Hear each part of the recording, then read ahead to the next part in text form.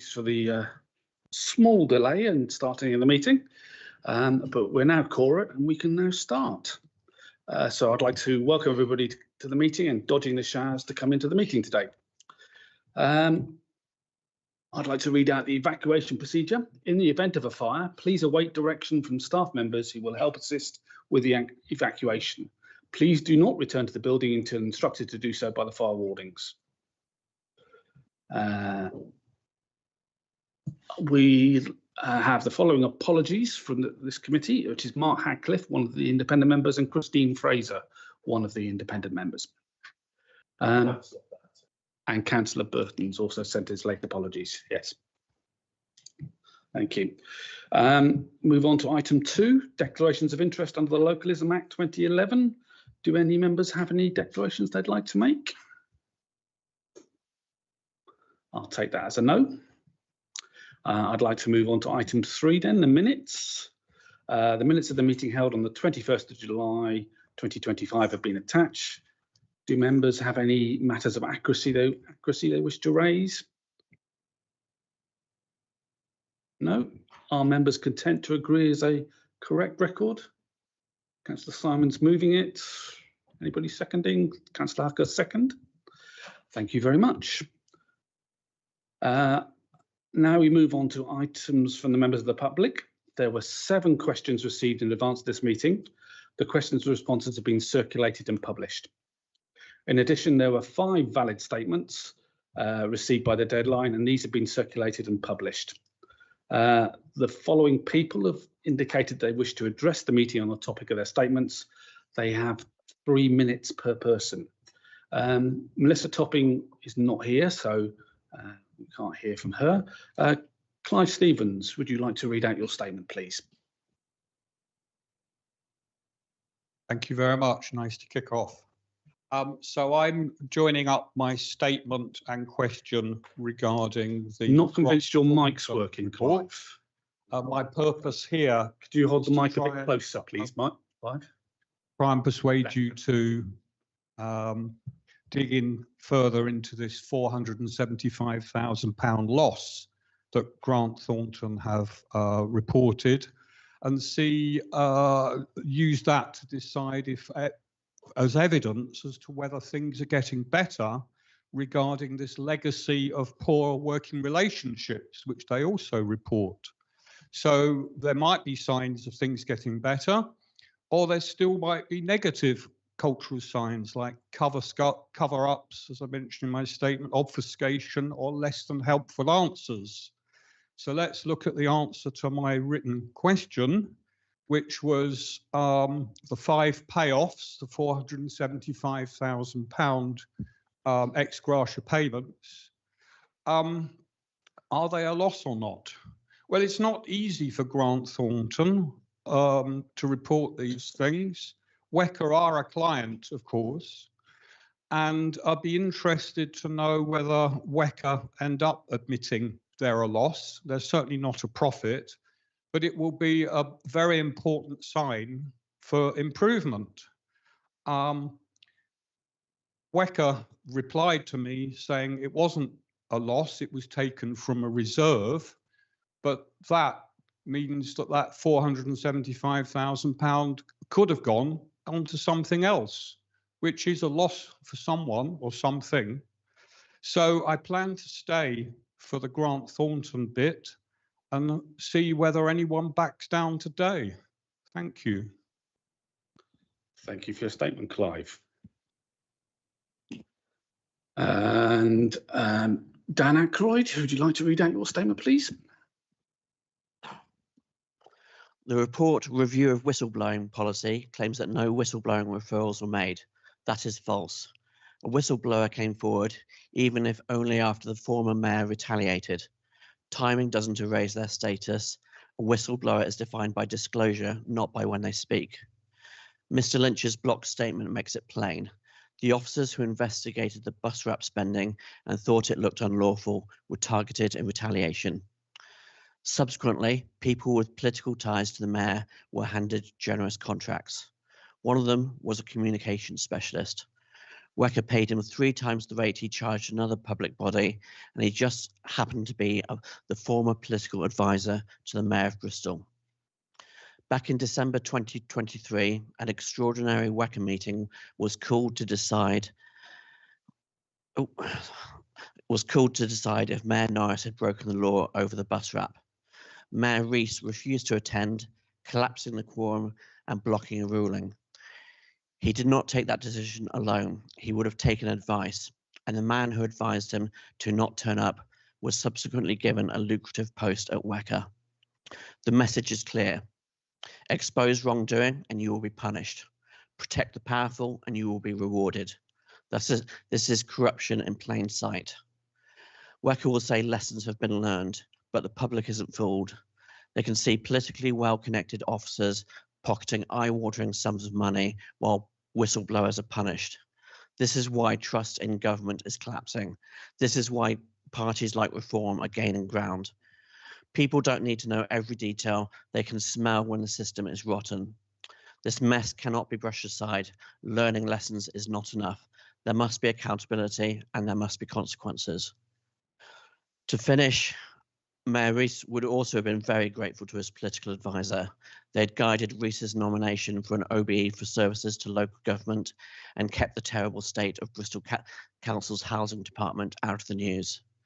The senior officers at Bristol Council concealed the decision to launch a housing transformation programme so that it wasn't public knowledge during the elections in 2024. I refer everyone to my questions at Bristol Council's Strategy and Resources Committee this afternoon. Thank you.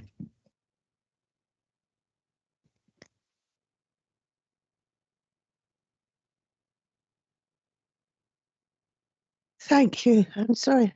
I'm very breathless today. I hope you'll make allowances.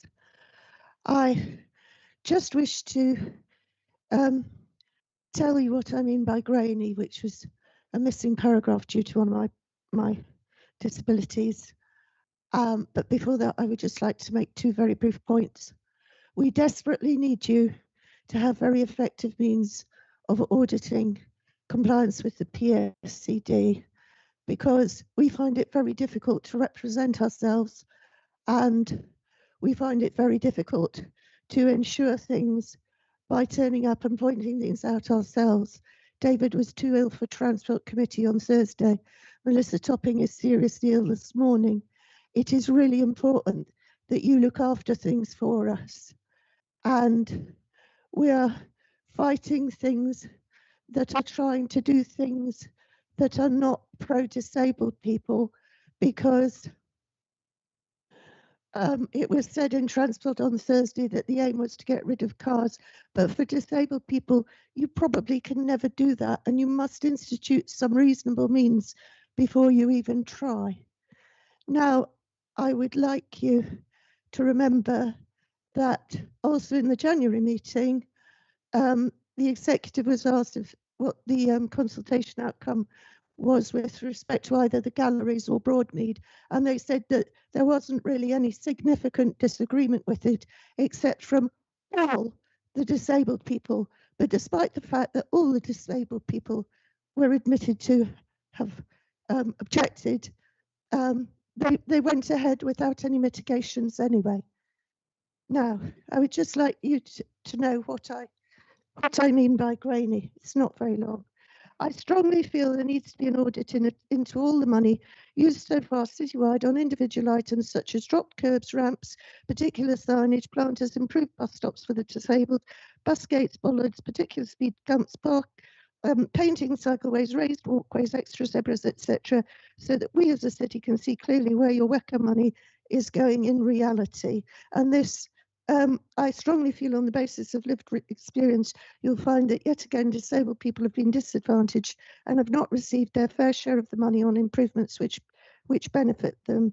And I feel this must be done across projects, not just within them, as actual citywide overall costing figures and individual numbers figures, so many ramps, so many dropped curbs, and the results published, so that Wecker can ensure equality and not more disadvantage. Spending only on cyclists and or to the detriment of disabled people is obviously anti-PSED, And you may say you don't want to audit minutiae, but I say it's in the little things that money disappears and attitudes show up. We need our share of the money, for example, to provide external lifts on the portway, so disabled people and old people, Can you wrap up, even please, those with Caroline? prams plus kids, can cross safely to get to Sharehampton Station. You cannot talk about funding active travel if you are essentially funding mainly or only able-bodied cyclists. Thank you very much. Thank you for your statement, Caroline. And now we have Dave Redwell, and it's good to see you out of hospital. Thank you. So the points I want to raise are about the audit, really. I always watch the money. So the red flags. We've got red flags over public transport, delivery and finance. We've got contracts next year to be let on all the tendered services. And I'm told we're about £15 million short because we can't keep the percentage at 2% increase to the operators. And of course, that knocks on to the staff, and then we get the strikes that we're having tomorrow. So we need to look at that. We need to look at what there's never been an audit here on the transport levy and the responsibility of Bristol City Council, Baines and South Gloss. And I do welcome North Somerset's meeting to join later this week. But that needs to be properly audited. I've never seen a transport levy audit at all properly on the tendered services. Going on to Westlink, I was on from my hospital bed. I was on a call. Very interesting.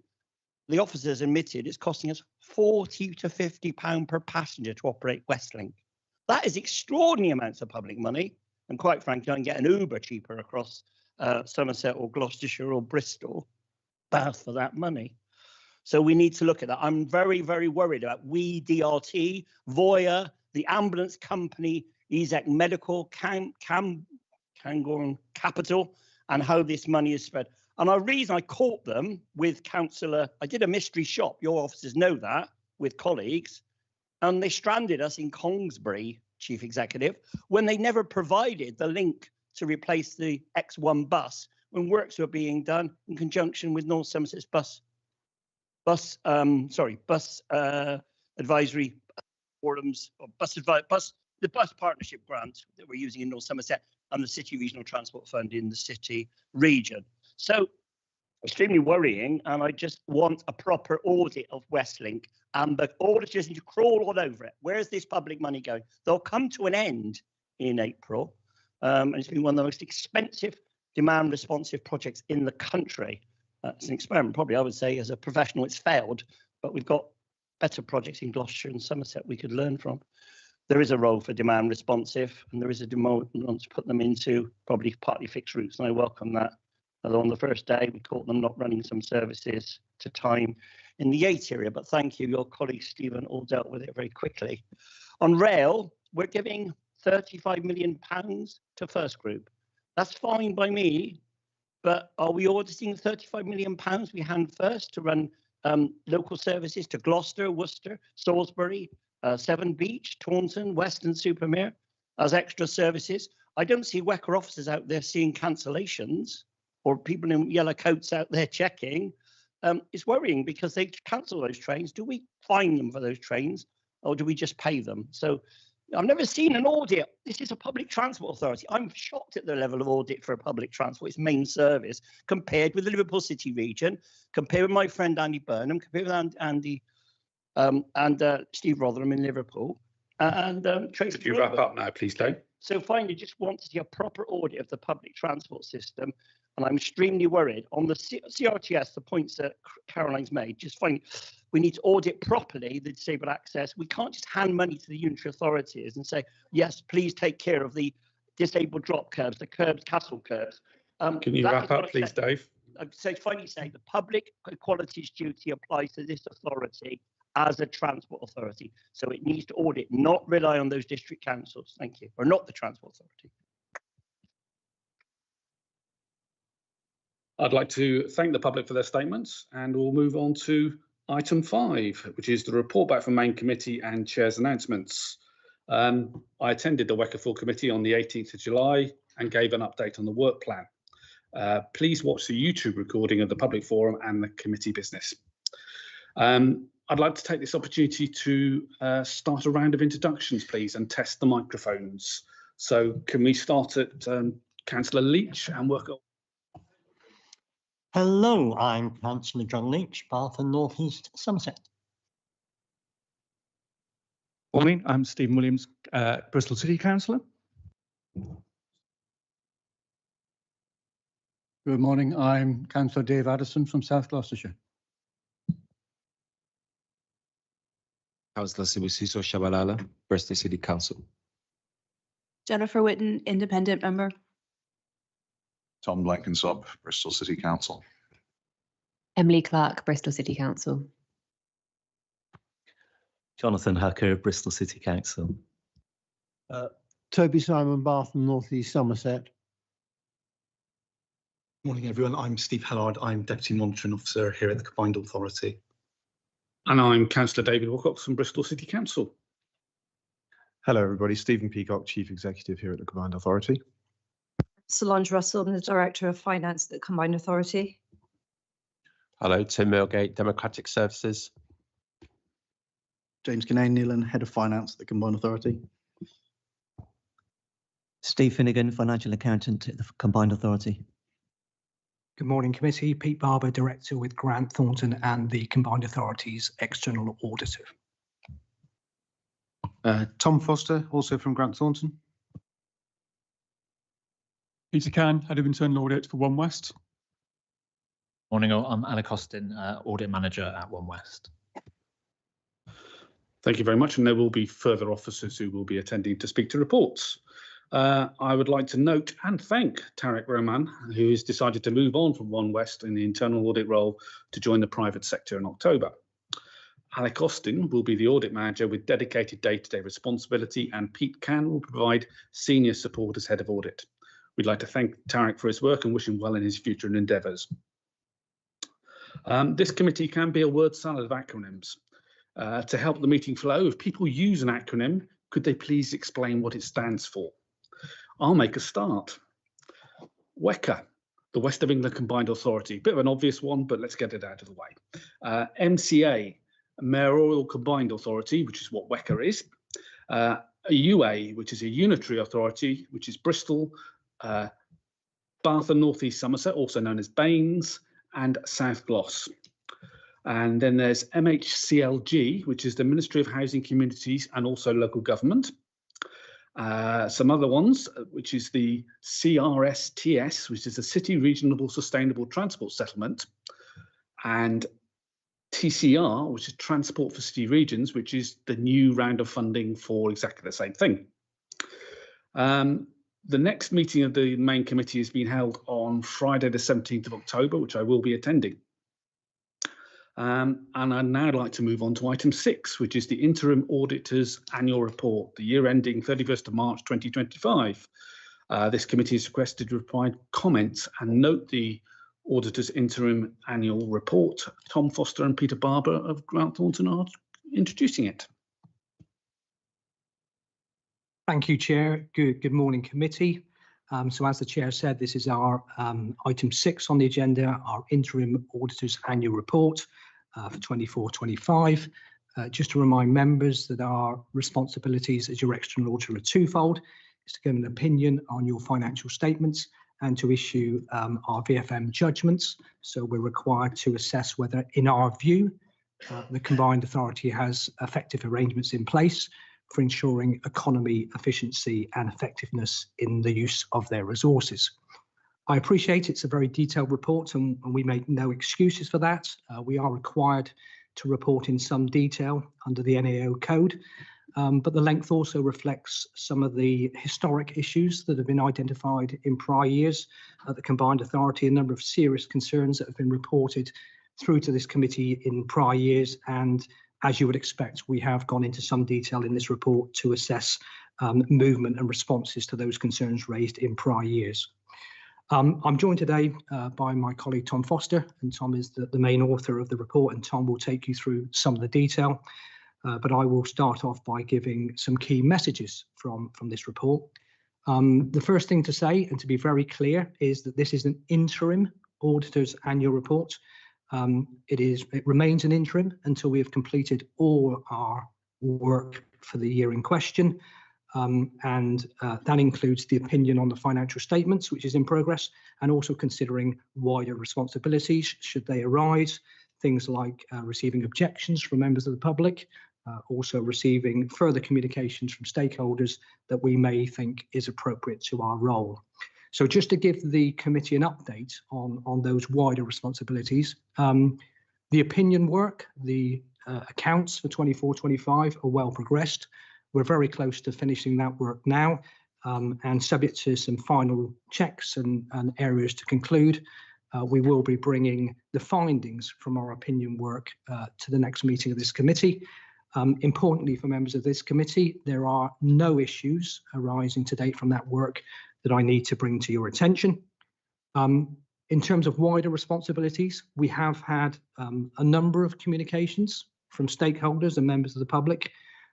We've received an objection that we've accepted, and we will be undertaking further work over the next few weeks to consider that and respond in due course to both the objector and to the combined authority. And in addition to that, we have received a number of communications from members of the public that we've considered, and we have treated those as matters brought to our attention, and we will be considering them before we conclude this report and issue it as a final later in the year. So this report, as I said, it is detailed, but it starts on page 23 of your papers. Value for money means lots of things to lots of people, but for us, it's based on the NAO code. So we're required to report in three areas, and that's what we assess you against. The first area is financial sustainability, and this is all about budget setting, monitoring, reporting, medium-term financial planning. Does the combined authority have arrangements in place, effective arrangements in place to plan its finances into the medium term to make sure it's sustainable? The second area is governance, and this is a really important area for this committee because you are, the audit committee, you are those charged with governance. And this is all about decision making, making decisions in the best interest of stakeholders in accordance with requirements. And then the third area is a broader area, the 3 E's, economy, efficiency and effectiveness, and that is about the way that you provide your services. And that's where we report. And what is the overall message from this report? That is set out in the exec summary. And you will see that on page 31 of the papers, we are reflecting a positive direction of travel. There has been, in our view, our independent assessment, some significant progress at the combined authority in improving a number of areas where we've had significant concerns in the past. This includes partner relationships, program governance, and culture and behaviours. And we've seen really positive direction of travel there. We note that the best value notice was removed back in March, so government intervention that was in place during the year. Their further assessments identified improvements over that period, which gave them enough assurance to remove that best value notice. I do note that the best value notice did indicate a number of areas where further improvement is required, and we concur with that view. But what we do as external auditors is have regard to third-party evidence and work, and that sort of chimed with our judgment that there have been a number of improvements from a low base, and there is absolutely more to do, because as I said in my introduction, we are required to assess the arrangements in place in each of those 3 areas, and that is summarised on page 29 of your papers, the pictorial, and you will see that we are actually saying that, in our view, financial sustainability is well managed. Absolutely, there are challenges, and those will remain, and it is critical that the combined authority keeps on track and looks at its funding and its financial pressures, but we're comfortable overall that arrangements are satisfactory. Similarly, in the final area of the 3 E's, we are comfortable. There are challenges, but we're comfortable that that's being managed effectively. There is absolutely more to do. But you will also see that there is a red rating there under governance, and we continue, as your external auditors, to judge the combined authority to have inadequate arrangements over governance. Whilst we've been able to remove the statutory recommendations, which is a really important step forward for this organisation, we are comfortable that those statutory recommendations that have been in place for a number of years have been addressed, and this is the first year that we are proposing to remove those statutory recommendations, which are the most serious recommendations that an auditor can raise. And in addition, we are comfortable to remove a number of the significant weaknesses, key recommendations that have existed for a number of years. We still do have concerns in the area of governance, despite those improving arrangements. And as a result, we retain 2 significant weaknesses. And you will see that we've made 2 recommendations in there with management's response to those recommendations. And the plea from us is that the organisation continues to drive forward, and that this time next year, there are no issues arising that are of contentious nature, and that hopefully that enables us to remove these as well going forward. So the report does need to be read in that context, but I think given the detail here, I think it's important that Tom goes through each of the areas in a bit more detail. So I'll hand over to Tom.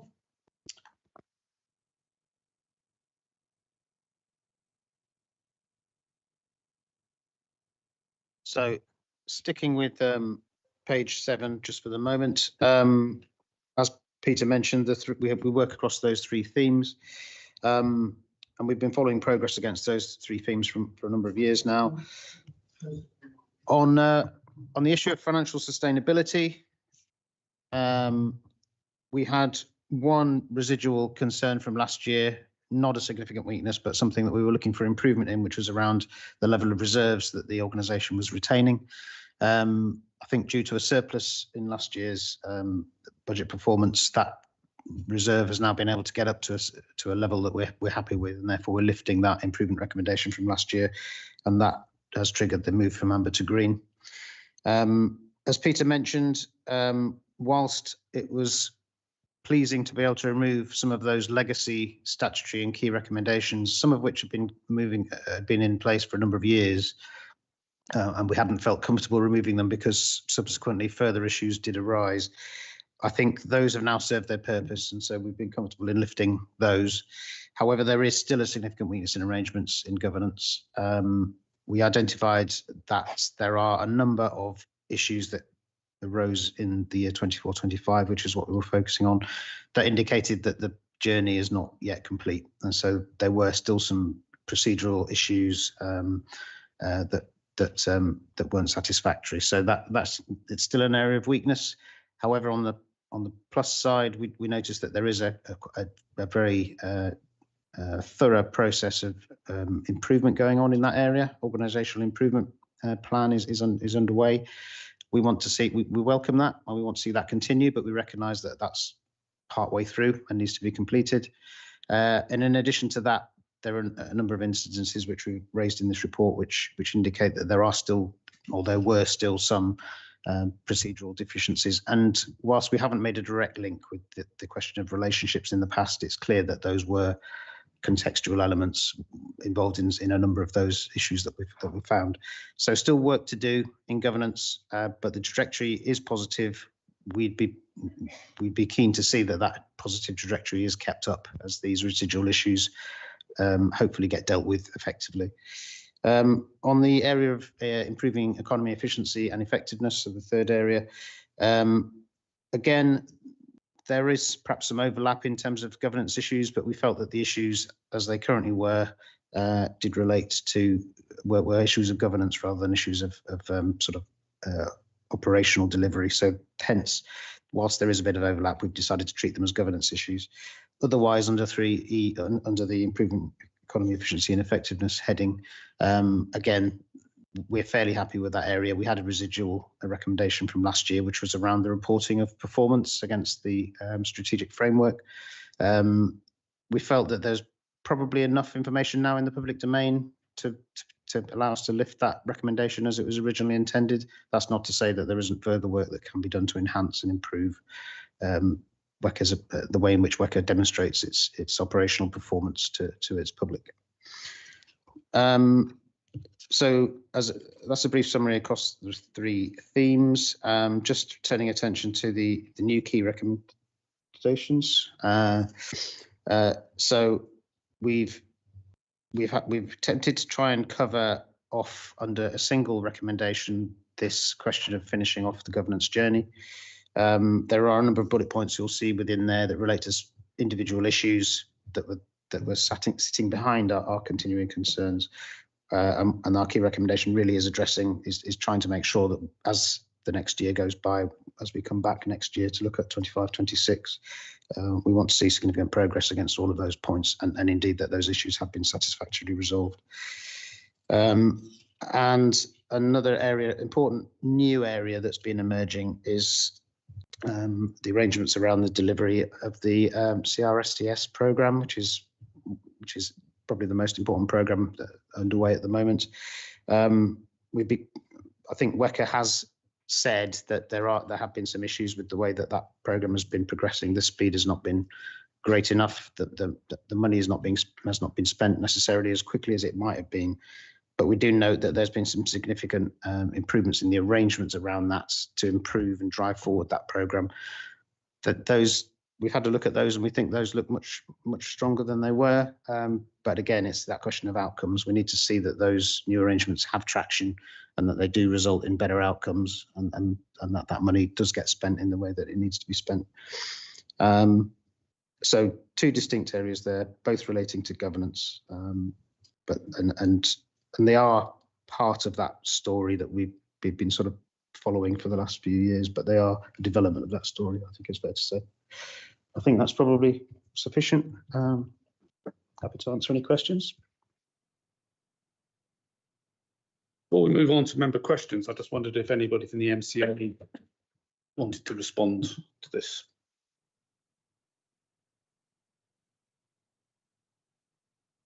Only to say that it is a positive report, and it is really helpful and useful to see that the outstanding historic recommendations that were statutory and key have been lifted, and we have accepted the recommendations that have been put forward to us in this interim report. Thank you, Solange. Let's move on to questions then. Councillor Williams. Councillor Hacker, you're noted. Thank you, Chair. The Combined Authority has existed for 8.5 years, so it's pretty extraordinary at this stage that we've had a red rating, which of course means significant weaknesses.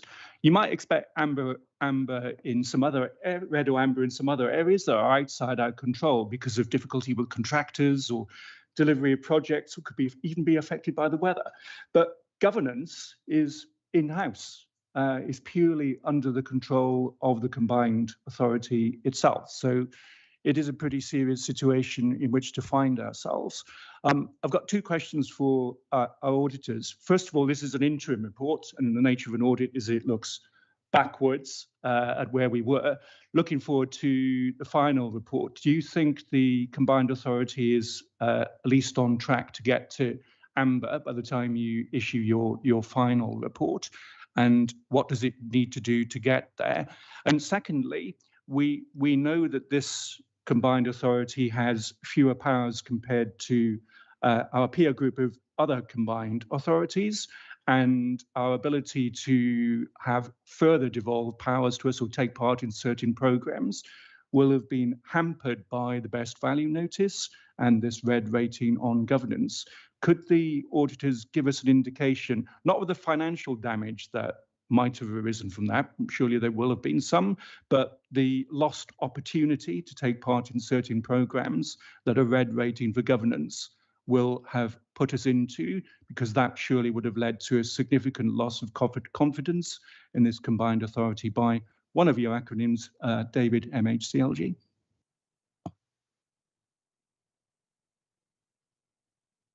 Go ahead, Peter. Through you, if I may, Chair. Thank you. Yeah, thank you, Councillor Williams. So I'll take each in turn. So the interim report, yes, this is a interim report, and as I said in my presentation, will not be finalised until we've completed all our responsibilities. You also refer to the fact that audit is retrospective. External audit is retrospective. It looks backwards. So we are assessing arrangements for 24-25. I appreciate we're now almost 6 months past that date. So the red rating for governance the conclusion that arrangements are inadequate will not change because that period has passed. The only reason why it remains interim is because if there's any other issues that we need to report through to this forum, we will not be in a position to do that until all our responsibilities are complete. And when we do issue the final one, it will, for example, have an updated position on the accounts audit of what we found there as well. So that will not change. In terms of what needs to happen going forward, well, that is why we make recommendations, and the recommendations are in there. You will see the responses from officers, and clearly one of the roles of this committee is to gain an understanding as to what is happening to ensure that those recommendations are being implemented, and for that matter, that the wider governance, and for that matter, other areas of the business are being properly managed as well. And clearly, once again, we will review that this time next year when we look at the 25-26 arrangements. Now, the second question then in relation to the funding and the impact of any negative judgments on the funding. So my reflection on this would be that one of the main drivers for the reduced funding was the best value notice. And I think the lifting of that 5-6 months ago, no doubt will put the organisation in a much better position. I don't know what MHCLG do with our reports in terms of using that to inform any funding. I don't know, but clearly the removing of the best value notice and any further improvements on addressing concerns that we raise as auditors will no doubt assist the combined authority in maximising income generation to deliver change for its stakeholders. Supplementary. Thank you, Peter. I did say there might be some financial impact, and you've confirmed that there was. But my question was, what's the opportunity cost of all this? What programmes has the combined authority not been invited to take part into, or what devolved powers have we not got? Or, as I understand it, the lifting of the best value notice doesn't take immediate effect in terms of impact. I think we have to show improvement for another year, maybe. What devolved powers do other combined authorities have, which the West of England Combined Authority does not have because of this pure rating and the best value notice? Through you, Chair. I'm not sure I can articulate the full impact of that. I'm clearly that is something that officers will no doubt be better informed on and will be aware of. And clearly there are different levels of funding depending on which combined authority you look at for a whole raft of reasons.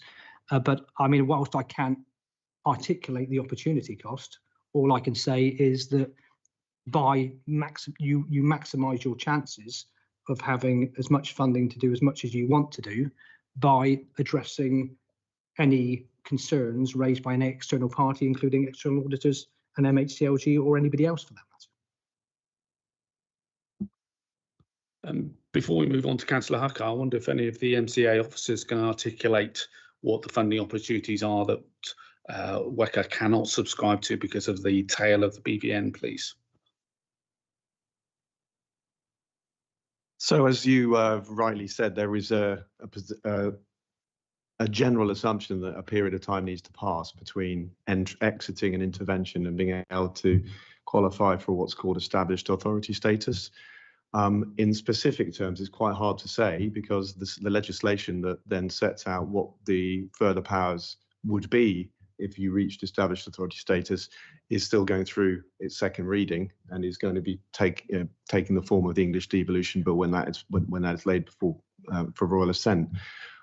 So all you have is analogy, and the analogy is other places that have more powers. You know, you can look at what they are able to achieve. There isn't a specific measurable difference at this point in time, and unless any officers here can give us a specific example, I think what we're saying is clearly the BVN does hold you back. Obviously, we did receive a large settlement, CRSTS and now TCR, through a period, but that is, clearly despite being intervention. So it's a difficult one to answer directly, but we are pushing, and all of our efforts now are geared towards achieving established authority status at the earliest possible opportunity. So the organisational improvement plan that Peter mentioned is actually to get us to established authority status. Thank you, Stephen. Councillor Hucker. Thank you, Chair. Yes, I've got 3 questions, if you don't mind.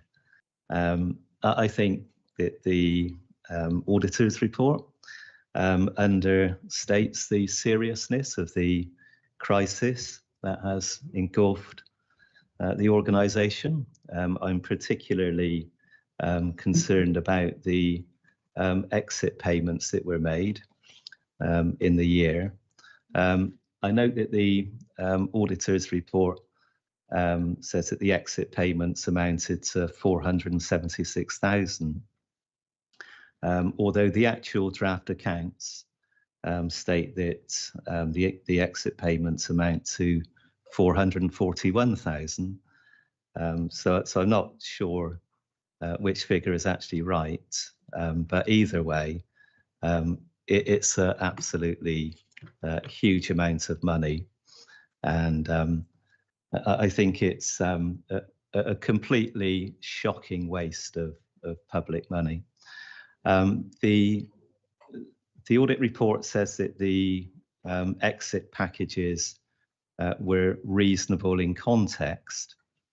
The audit report also says, we note there appears to have been insufficient grounds for dismissal on grounds of performance.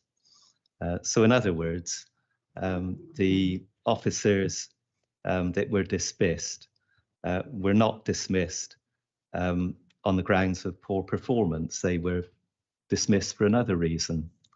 And I would like to know what that reason was, because frankly, I think that spending so much money on these exit packages, considering that in the previous year, there was also 219,000 spent on an exit package. Basically it's a disgrace, and it's a public scandal. So I would like to know how you can square those 2 statements, that that the officers weren't sacked for poor performance, but you consider the exit packages to be reasonable in context.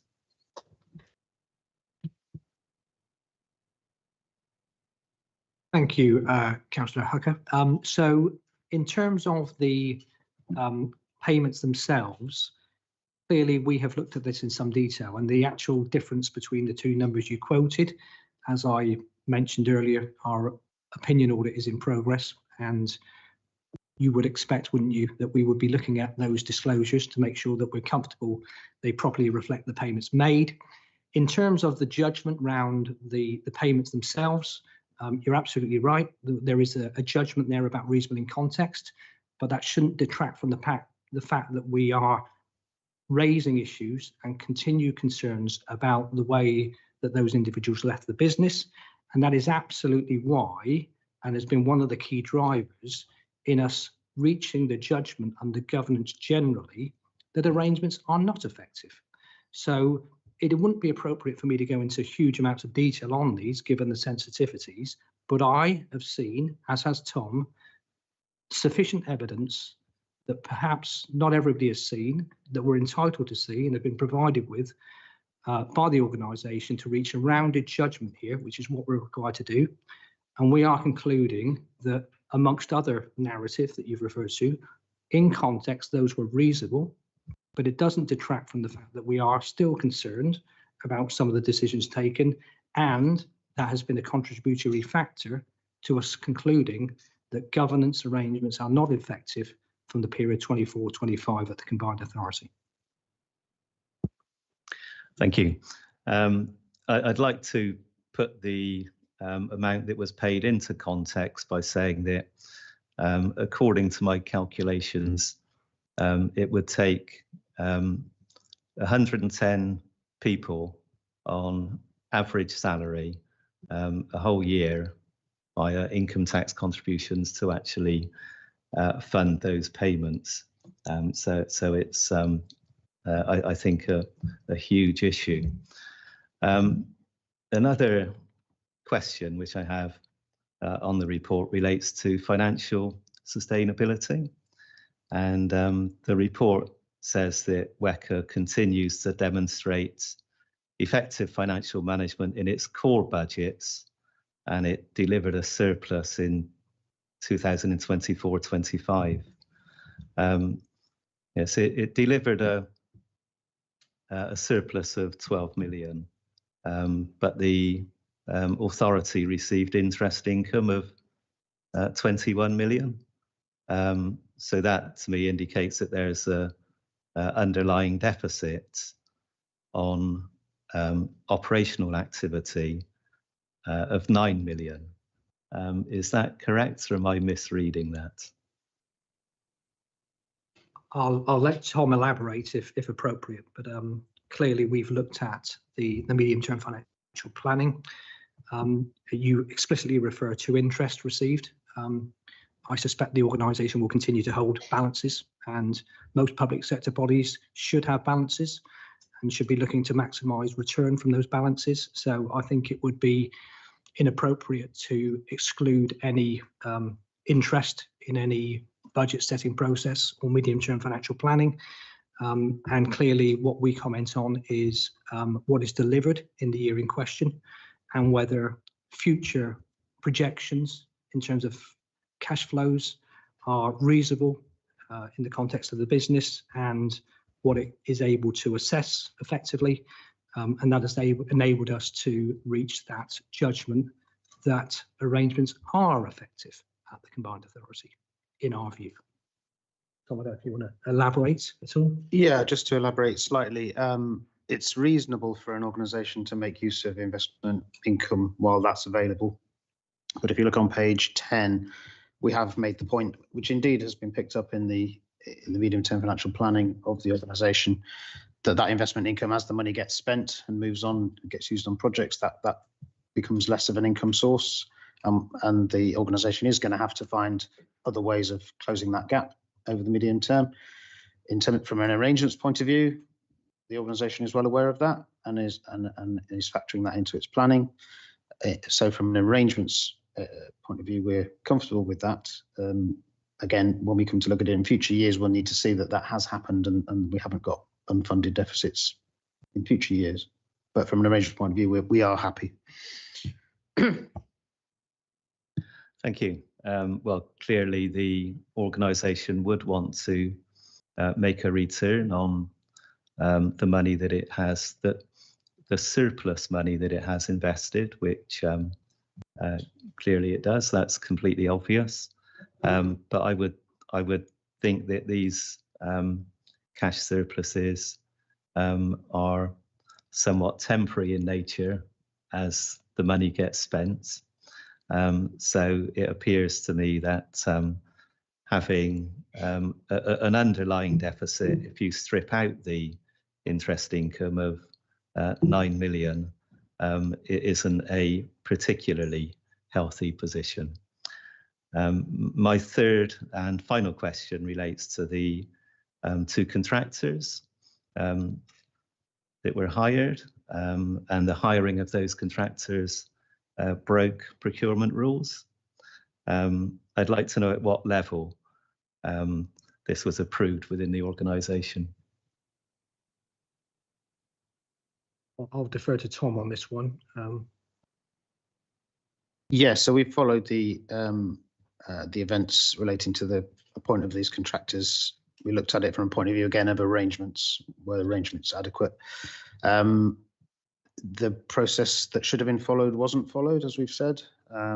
It should have gone down a procurement route, which would have been different to the route that was taken. So in that respect, no, the arrangements were not adequate.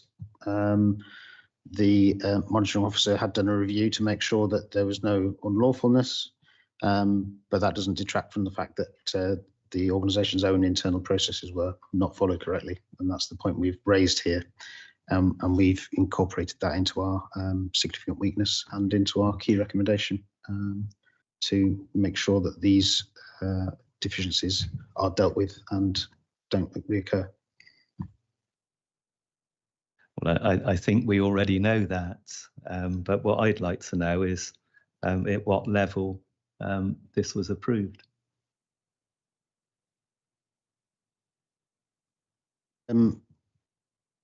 So the appointment of contractors would normally be signed off by the senior management team, and that's indeed what happened here. The senior management team have ultimate responsibility for making sure that those processes work properly. Thank you. So I have Councillor Williams and then Councillor Simon.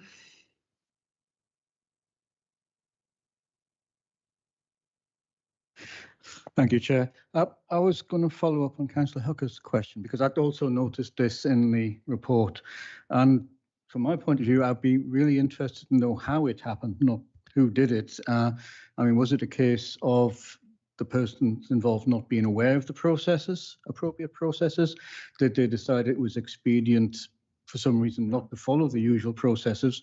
Or are the processes not fit for purpose and we need to be looking at updating those processes?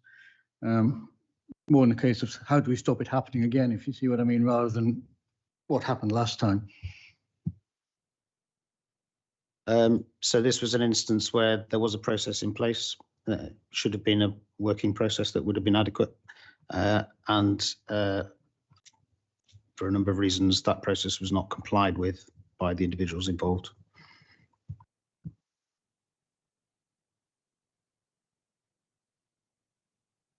Councillor Simon. Thank you. Over the weekend, a number of us had emails relating to various of these issues and referencing a report by Stuart Errington. Now, I understand Mr. Errington, the emails describe him as a fireman, but actually he was Chief Fire Officer of Northumberland, and he was nominated, I understand, by the LGA. My question is, the auditors have full unredacted access to that report in order to be able to assess the internal governance implications of it?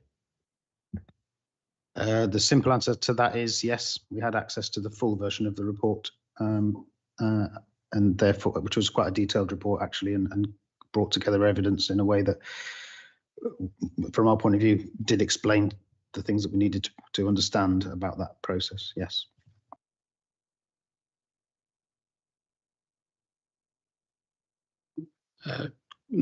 Jennifer Whitton. Yep, thank you.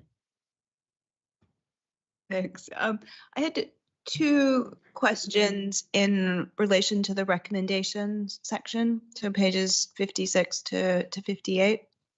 Is the first of those is I'm maybe imagining this, but I'm used to a format where you would have a management response as to whether you agree with the recommendations and then the actions. And the third one of these says agreed, but the other two don't.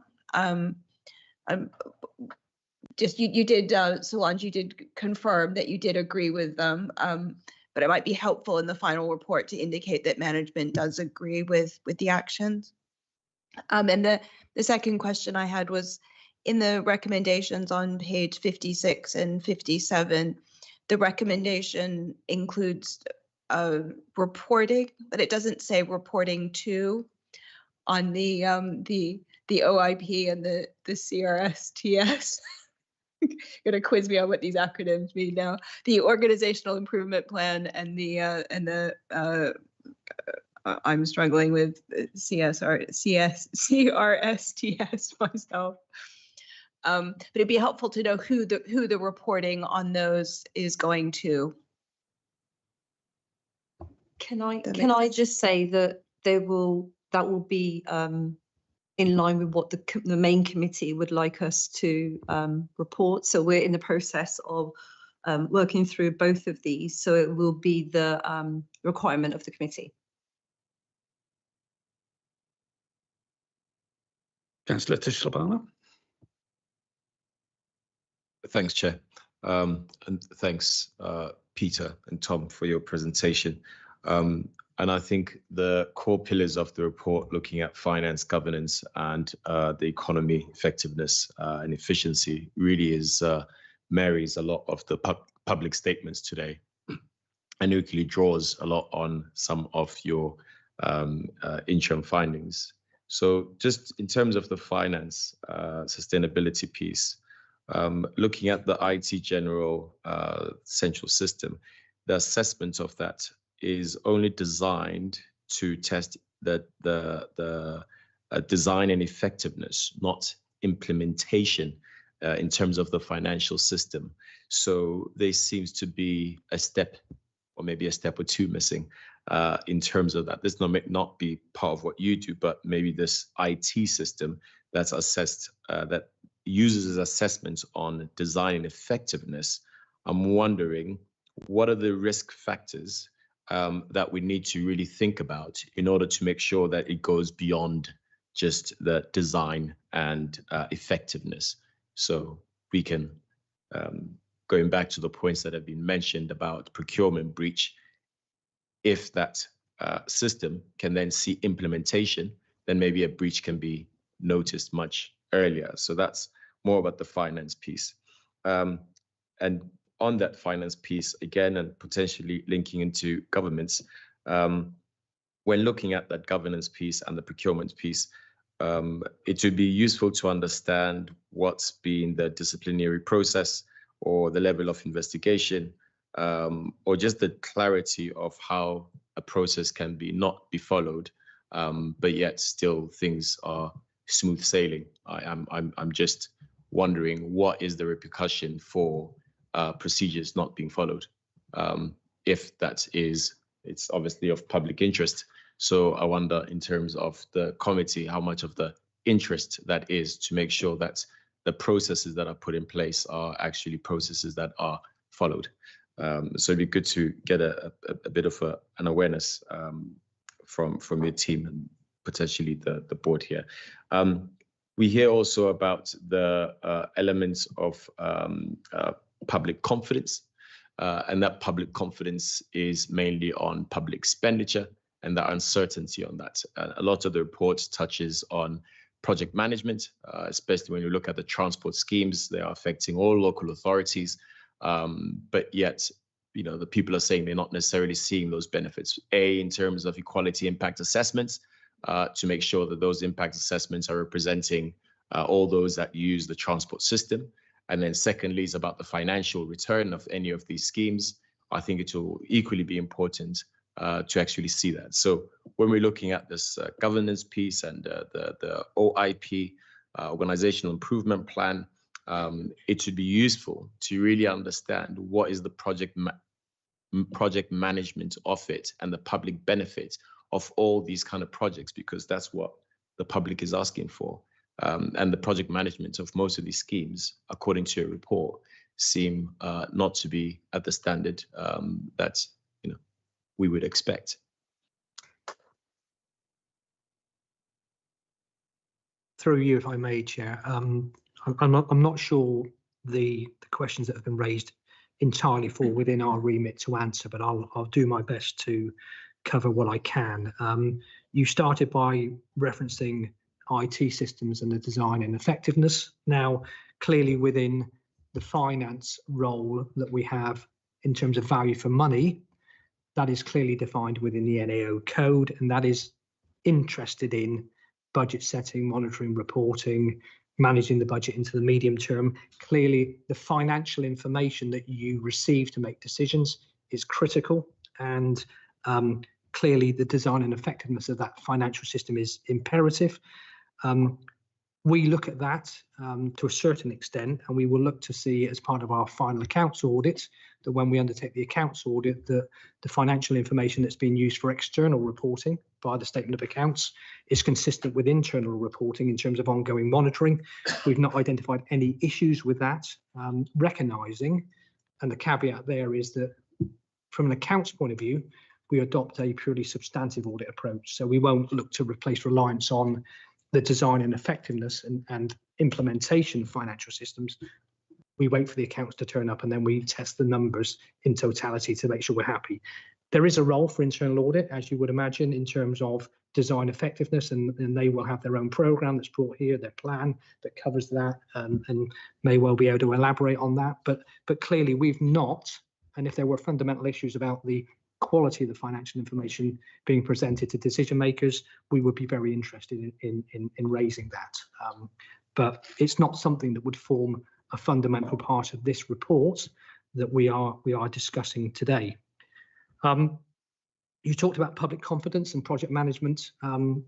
Clearly, a key element of this business and what the Combined Authority is here to do is managing these big programs and these big projects. So, you know, I don't underestimate the challenge there and the difficulty and the delivery of them in a timely manner to the right quality standards. And there's a whole raft of challenges there, both internal, but also the wider, you know, external environment and the supply chain, amongst others. So nonetheless, we have raised a recommendation in this area that there is scope to improve that, to ensure the timely delivery of projects, and that there is proper challenge to the timely delivery of those, and people are held to account, and that there are milestones that are hit, and if not, why not, and what action is being taken to correct that slippage. Yeah, sorry, Chair.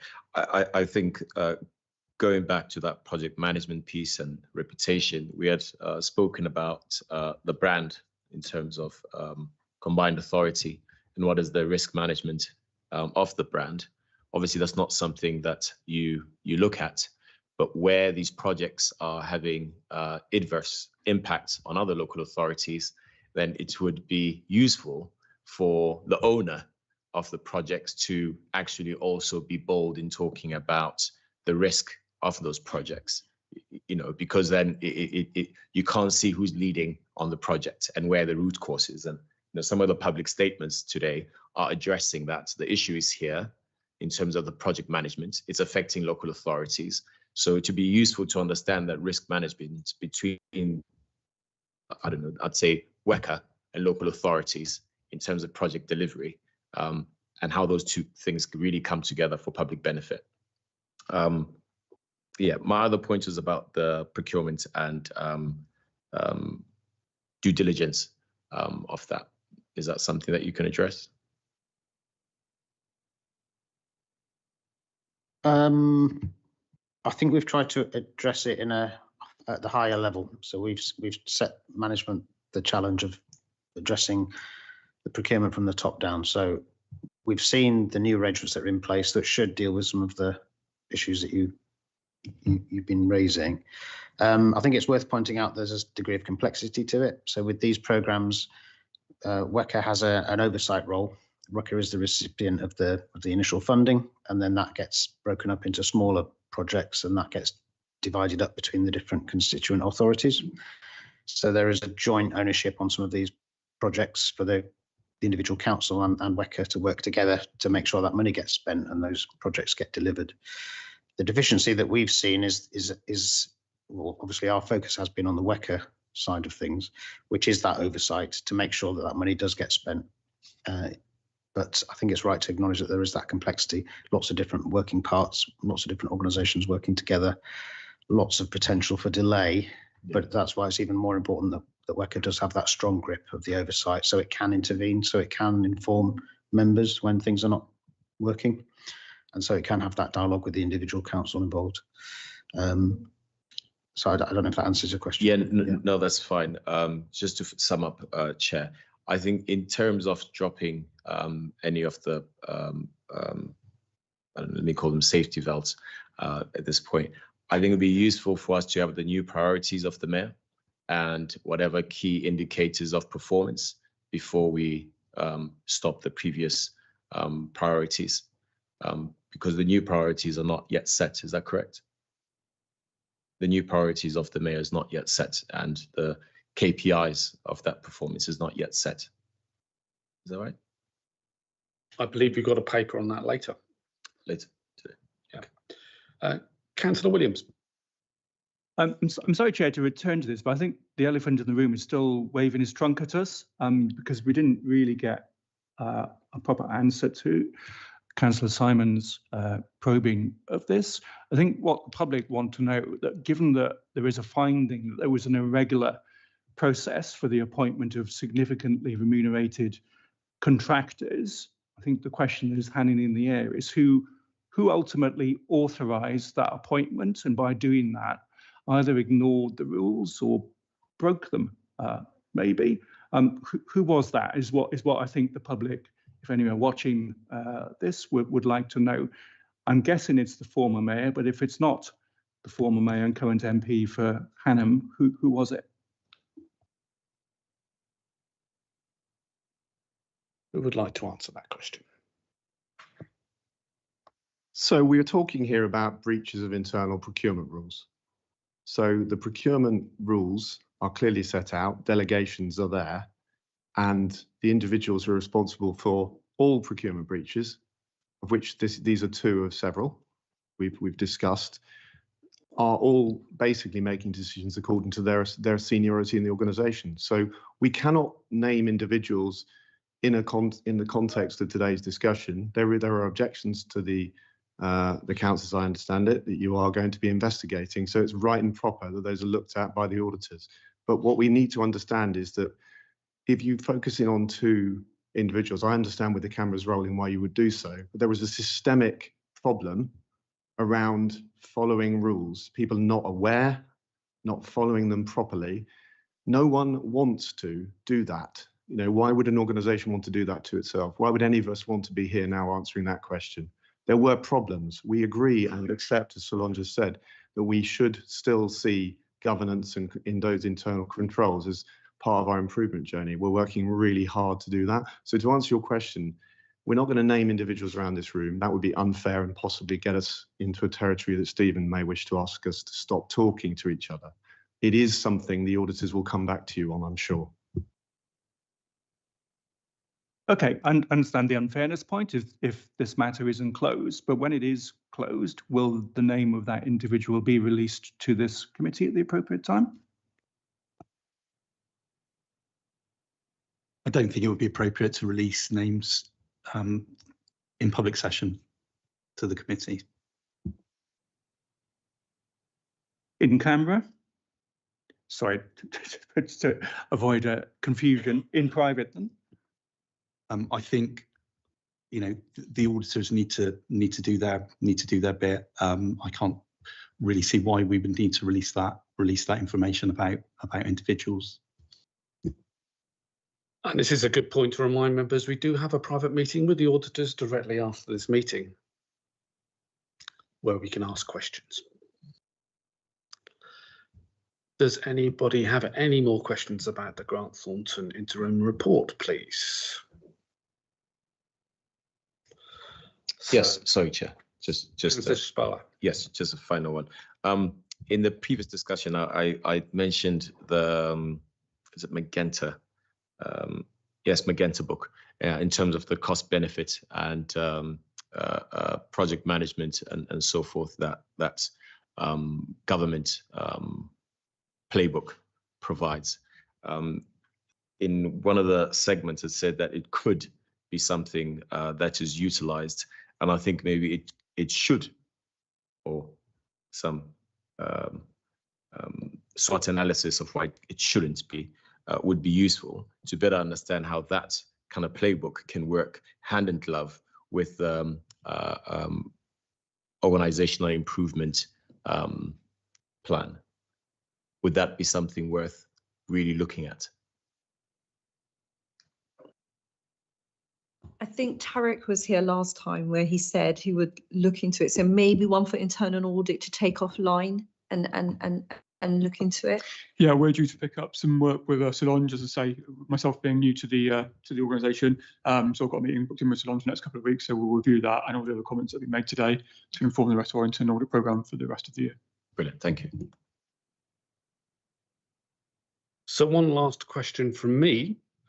This is very much an interim report. When's the final report? When does that get presented to Audit Committee, please? So I did articulate the areas that remain outstanding. The accounts are well progressed, and we will bring the the audit findings report to the next meeting of this committee. We will clearly work in the intervening period to follow up as appropriate any other work that we need to do in terms of the objection and any communications from members of the public, and we'll look to report in as timely manner as possible. I can't guarantee that will be the next meeting. I'm not entirely sure when that is, if it's November, is it? We will look to expedite the process, and if we aren't bringing it to the next meeting, this committee will explain where we are. The next meeting is the 8th of December. Okay. So it gives us a bit of time to move things forward. Thank you very much, Peter and Tom. So I'd like to recommend that we note this interim report and look to receive the final report at some further date. Thank you very much. So now we can move on to item 7, which is Grant Thornton Audit Findings Report for 24-25, a verbal update. We've just done that. Yeah. I thought we received the report. Okay, that's good. We move on. So we move on to item 8, which is the constitutional review. To update the audit committee on proposed review of the constitution, Steve Hellard, the authority's deputy monitoring officer, to introduce the report. Thank you. Members, purpose of this report is twofold. One is to update on the proposed review of the Constitution. The second is to recommend a very minor and I hope uncontroversial amendment to the Constitution pending the wider review having taken place. And that amendment is just to enable the combined authority to seal documents electronically. Dealing first with the constitutional review, you may be aware that the Constitution hasn't been reviewed fully since the establishment of the combined authority back in 2017. It's in need of review to update its provisions to maximise devolution opportunities, meet eligibility for the integrated settlement, etc. And indeed, the best value notice highlighted a need to review the Constitution. A project to review the Constitution has therefore been approved by the Organisational Improvement Programme Board as part of the wider Organisational Improvement Plan. That the outline business case has now been approved for delivery. So an internal officer working group has been established to carry out the review, have a look at the Constitution and recommend changes. The monitoring officers of the constituent authorities have been identified as key participants in that process. I've already made contact with each of the monitoring officers, engaged them in the process, had discussions with them to agree how they will be engaged in the process moving forward. In terms of any approval of the constitutional arrangements, that is a function that is by law reserved to the Combined Authority Committee. However, the Audit Committee has an important role to play in the review, and therefore what I'm proposing in the report is that there are a series of informal briefings taking place with members of the committee to update you on progress, seek feedback on the review and propose changes in between the formal meetings. Obviously, we're limited in terms of the number of meetings that are available. In terms of the proposed amendment to the Constitution pending the wider review, again, this is a constitutional change would be for the main committee. So what's recommended is that you make a recommendation to the main committee, and that's in order to enable the combined authority to seal documents electronically. So under the terms of the Constitution as it currently stands, some documents are required to be sealed by the monitoring officer. At the moment, that can only be done physically by somebody physically affixing the seal. A number of authorities have arrangements for electronic sealing. Indeed, it was something that was recognised by the legislation back in 2010. There are a number of efficiencies and a number of benefits to having the ability to be able to seal documents electronically. And so I'm just asking for an amendment to the Constitution to enable that to happen so that we can benefit from those Just want to be really clear that the effect of that is not to change anything else. So it wouldn't change any levels of delegations or anything like that. The monitoring officer would still have to authorise the electronic seal to be applied, or it would have to be authorised to be applied by somebody authorised by the monitoring officer to do so.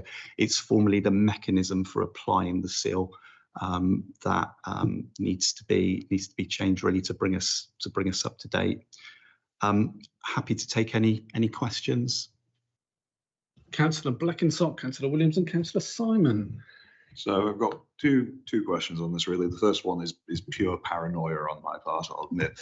So the electronic sealing, just for the avoidance of all doubt or worries on this, I presume there would be processes in place to make that, because with the physical seal, it would be quite difficult to get your hands on it and start making forgeries.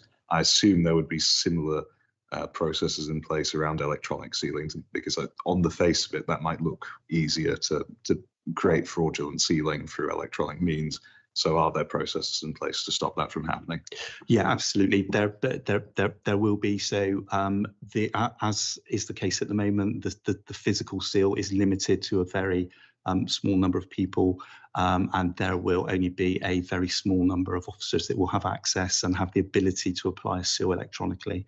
And as always, that would need to be approved by the monitoring officer, and we have a process in place for that to happen. And until such time as the monitoring officer or somebody authorised by them authorises the seal to be applied, it cannot be applied. Okay, thank you. That's reassuring. The other one is more of a practical one on point 14 of the constitutional review. Formal update reports being presented to the committee for information and comments. While I would say this is probably quite unlikely, presumably would it be the main authority committee that would have the ability to reject certain changes or approve them?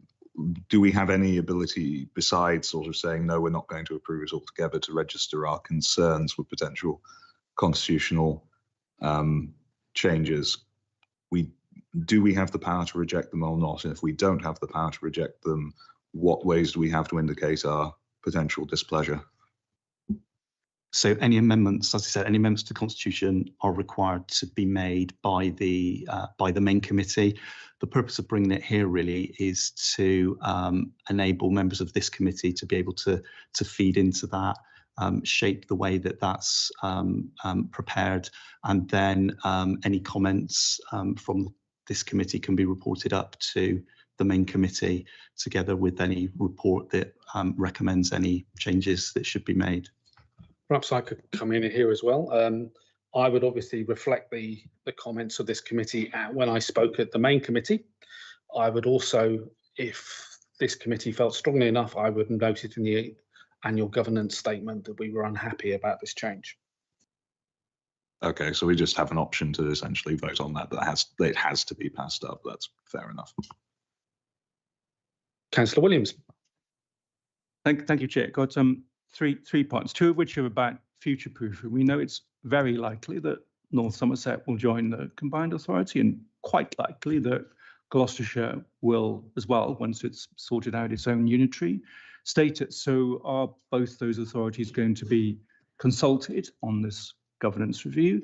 Another bit of future proofing is that we know that this is also wearing one of my other hats as chair of the Health and Wellbeing Board for Bristol, that the NHS 10-year plan says that combined authorities and integrated care boards shall be coterminous, and that's going to require some rejigging in this region and others.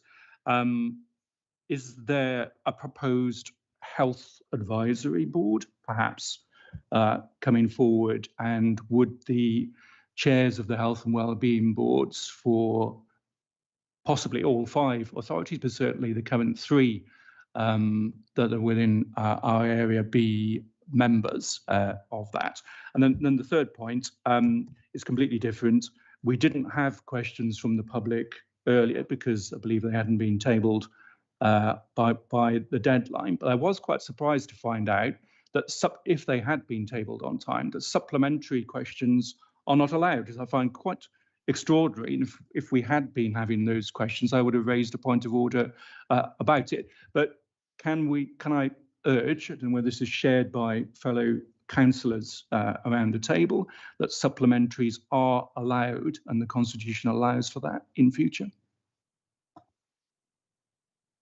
I think yes, yeah. So in relation to North Somerset, yep, certainly I've spoken to the monitoring officer at North Somerset. Was one of the monitoring officers that I spoke to. I haven't spoken to the other monitoring officer, but I will take that point on board. In relation to supplemental questions, again, no decisions have been made in relation to that. This project is at a very, very early stage, but certainly we'll note the comments in that regards.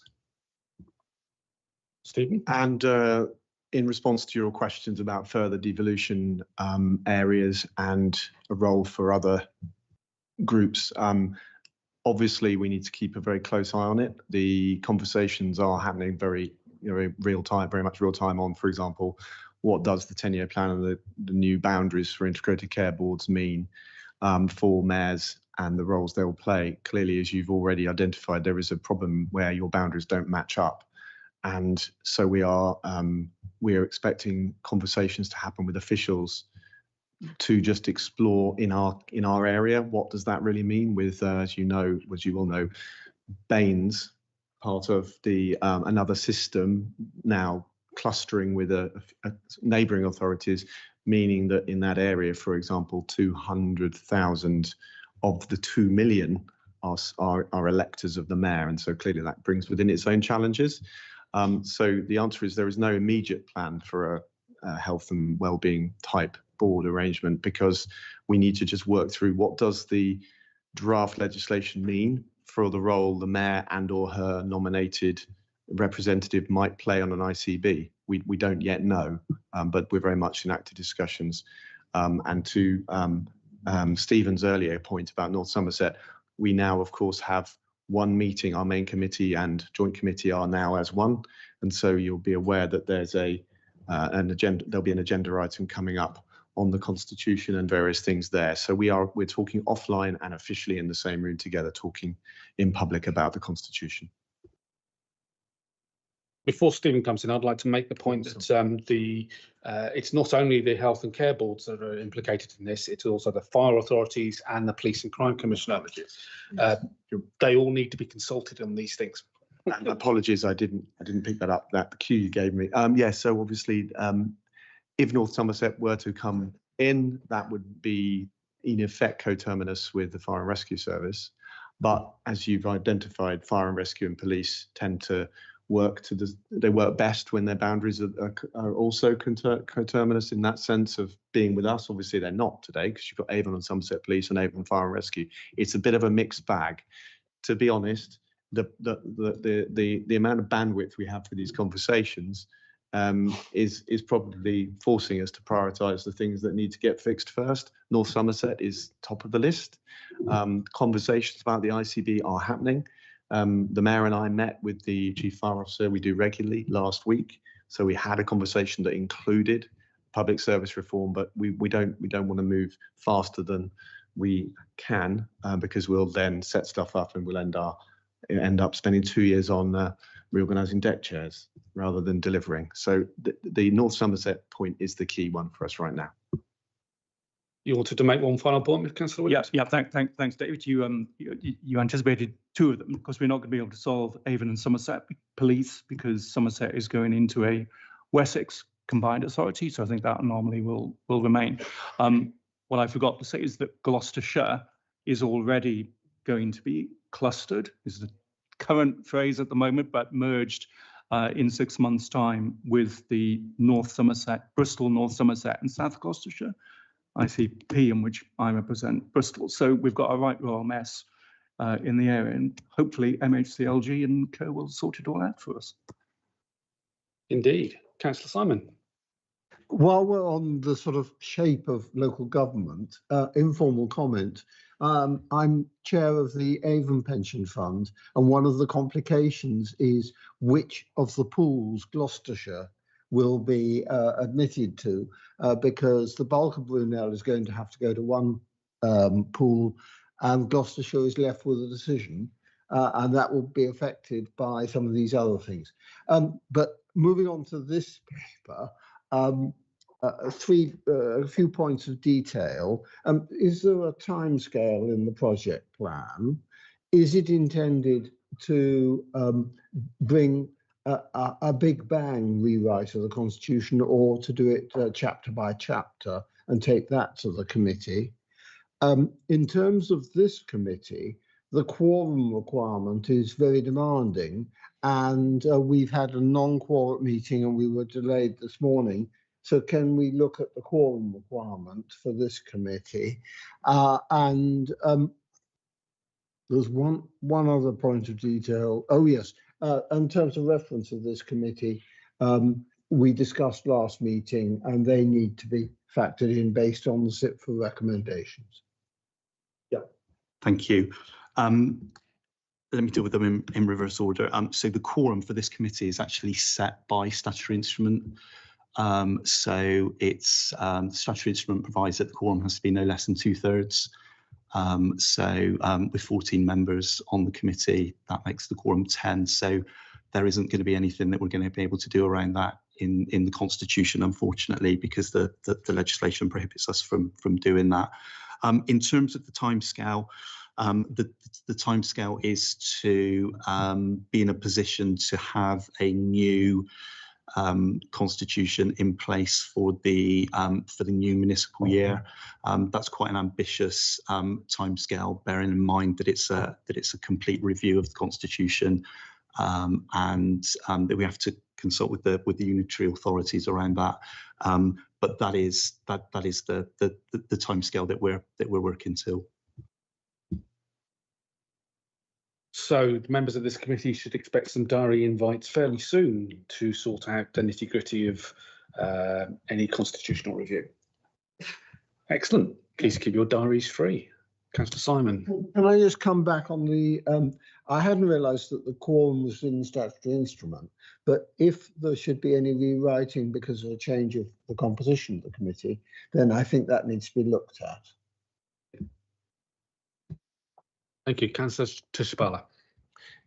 Yeah, I think the review is definitely in good time. As Steve just mentioned, all the changes that's currently taking through. I think this Constitution should reflect some of those positive steps forward, such as the corporate performance management framework, the monitoring evaluation. And I guess just in view of this review, I would like to see some sort of explicit or regularly oversight in which the committee plays in exploring the integration and effectiveness of these frameworks as they come together, so that we may have ongoing oversight on projects, and potentially some of that Power BI or whatever tech savvy stuff that we may use. I think that would be helpful compared to a number of papers. But is that something that we'd be able to see within this review in terms of ongoing oversight on core projects that could potentially be at risk or not at risk? Yeah, I think that there are wider mechanisms within the combined authority to achieve that. That sort of thing is not something that would ordinarily appear in the Constitution, but would be the subject of further policies and procedures around risk and escalation and that sort of thing. Thank you. So I'd like to move on to the recommendations, please. So the Audit Committee asked to note the proposed review of the Constitution and the proposed means of engagement of the committee in the review. So that means more meetings for us. And point 2, that the committee recommends the amendment to the Constitution set out at paragraph 17 of this report to the West of England Combined Authority Committee in order to enable electronic sealing by the authority. Can I have a show of hands, please? I think that's unanimous. Thank you very much.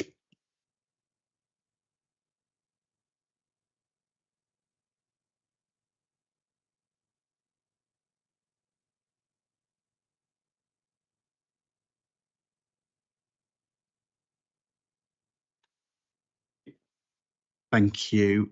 So the whistleblowing policy. So this report arises as a result of some recommendations arising from the Counter Fraud and Corruption, Counter Fraud Arrangements Internal Audit Review. There were a number of recommendations made with regards to the current whistleblowing policy.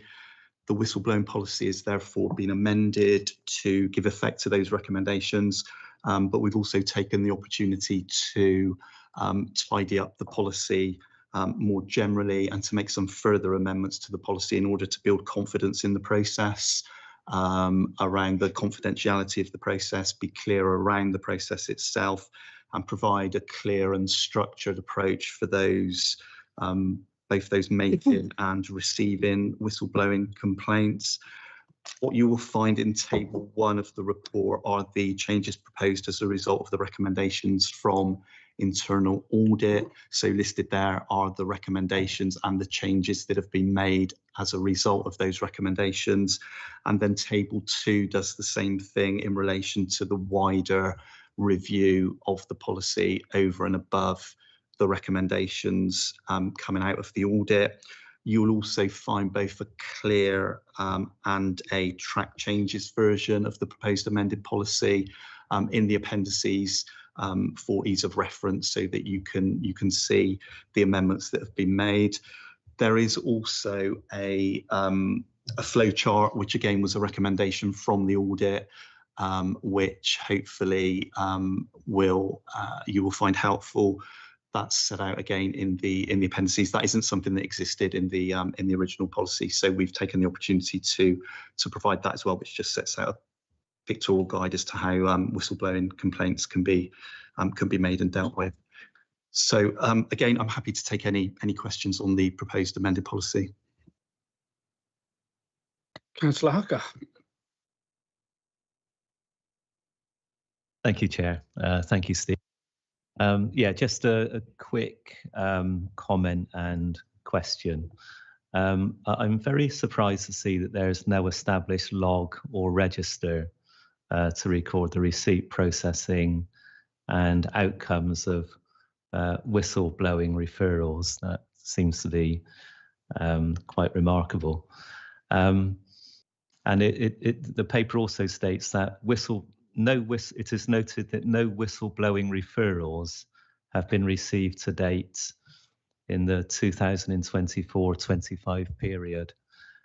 Should that read received to date in the 2025-26 period? Because 2024-25 is actually closed. And in actual fact, I was, in November of last year, I, along with another member of this committee, was contacted by a whistleblower.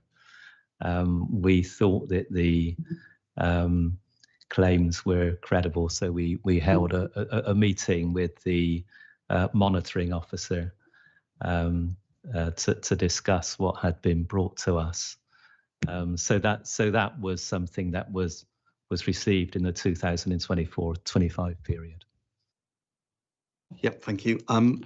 No, it is correct that it reads 24-25. That is a direct quote from the internal audit report. The audit was during that year. There is a whistleblowing log. That is something now that has now been put in place. And what I would say is that in law, whistleblowing has a particular meaning and has to be in a particular format made to a particular person. So, you know, there are some specific legal requirements around satisfying the definition of being a whistleblowing.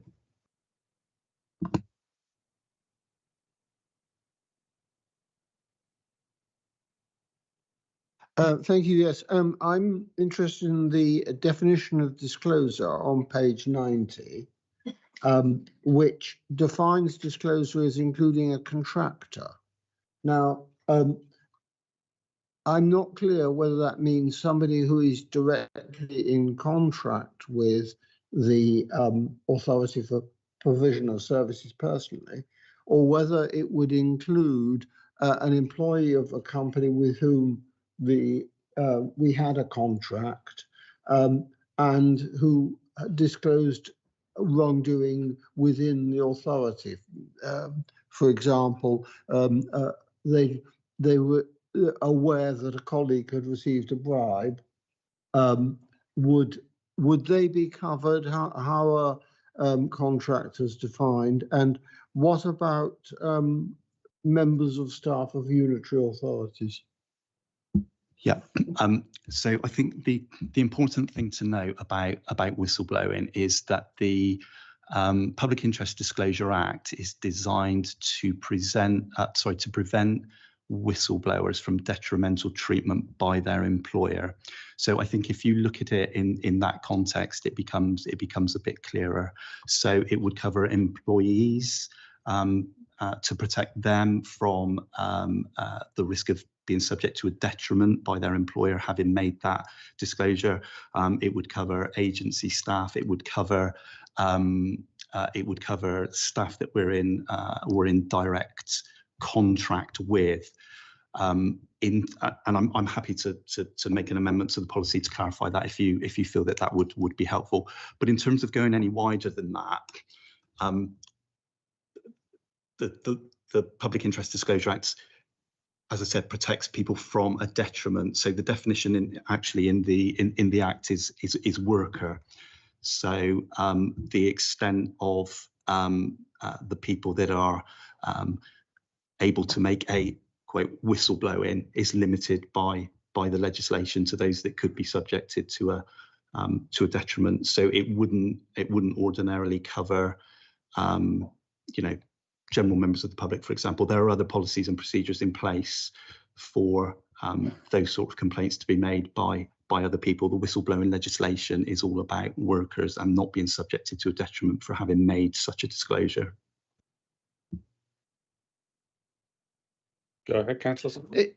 If there's a statutory procedure under the Public Interest Disclosure Act, I'm not sure that whistleblowing needs to policy needs to be constrained, needs to be congruent with it, but does it need to be constrained by it? Shouldn't we have procedures for receiving disclosures by people who can properly make them to this authority, even if they work for a contracting company or another authority, and deal with them properly? If their employer took action against them, then that would engage the PIDA. But I think we need to have defined procedures for receiving disclosures which may go wider than those which are related to the PIDA protections of our own staff and workers. Yeah, we do have those policies. So we have a complaints policy, for example, that we have a complaints policy, for example, that other people can utilise.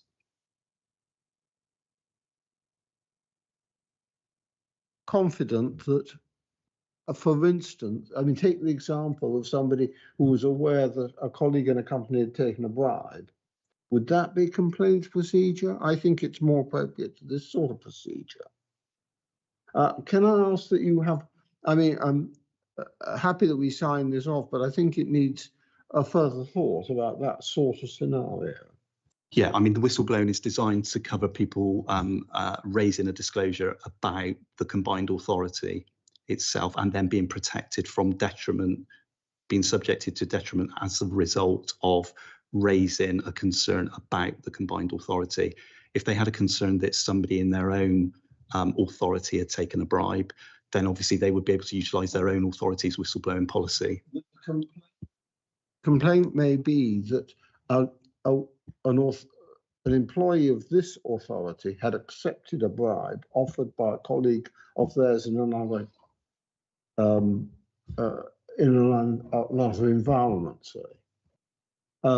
So an allegation of bribery of this authority needs protection, and this is one of the higher level protection arrangements.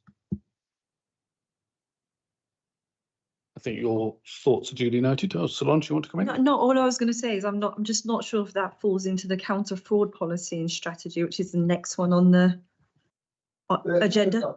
Yeah. If you can prove policy that gives suitable protection. Yeah.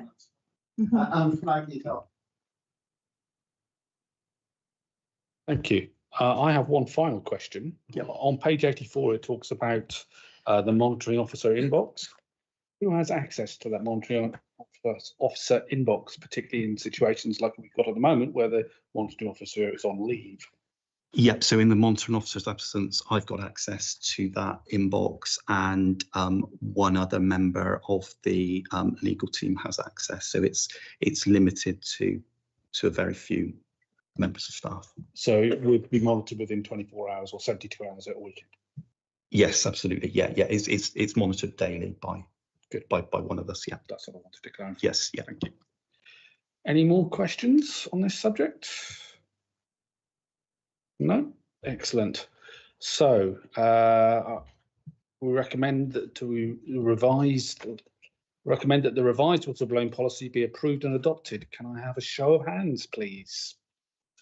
Unanimous. Excellent. So now we can move on to item 10, the preview of the counter fraud, bribery and corruption policy and strategy. To present the counter fraud, bribery and corruption policy and strategy to Audit Committee for approval and adoption following recommendations from internal audit. Ella Kinder. Sorry, James is going to be doing that.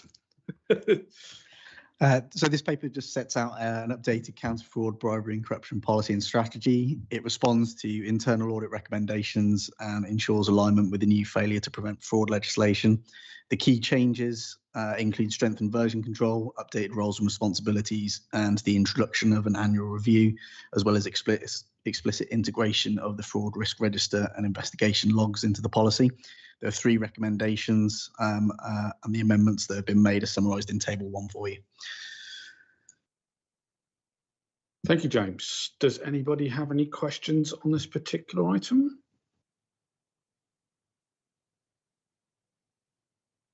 So I think we can move to approve it. So the Audit Committee is asked to approve and adopt the amended counter fraud, bribery and corruption policy strategy as set out in Appendix 1. Can I have a show of hands, please? Unanimous. Excellent. Thank you. Move on to item 11, the quarterly corporate risk register review. Present the corporate risk register, which is a standing item every quarter. Abby Evans will be introducing it, I hope. Thank you, Chair, and good afternoon, members. So this report is seeking comment on our quarterly corporate risk register. All the risks have been identified, assessed and mitigated using our standardised approach, which is set out in our corporate risk framework, which was last updated by this committee back in March of this year. The latest corporate risk register can be found at Appendix 1 of the report and provides the Audit Committee with visibility of the strategic risks currently faced by the MCA, and the report provides details on the main changes. This information is provided in support of the committee's independent assurance function in overseeing the operation of the risk management framework at the MCA. We have 9 high scoring risks. All of those risks have been updated in terms of descriptions, scoring and mitigations, but picking up on the key changes since the register was last reported in July, noting that these are relatively limited. It's been less than 2 months since our last formal update, but there is one new risk to bring your attention to, which has been added to the corporate risk register to reflect current organisational challenge and opportunity. Is risk CRR 19.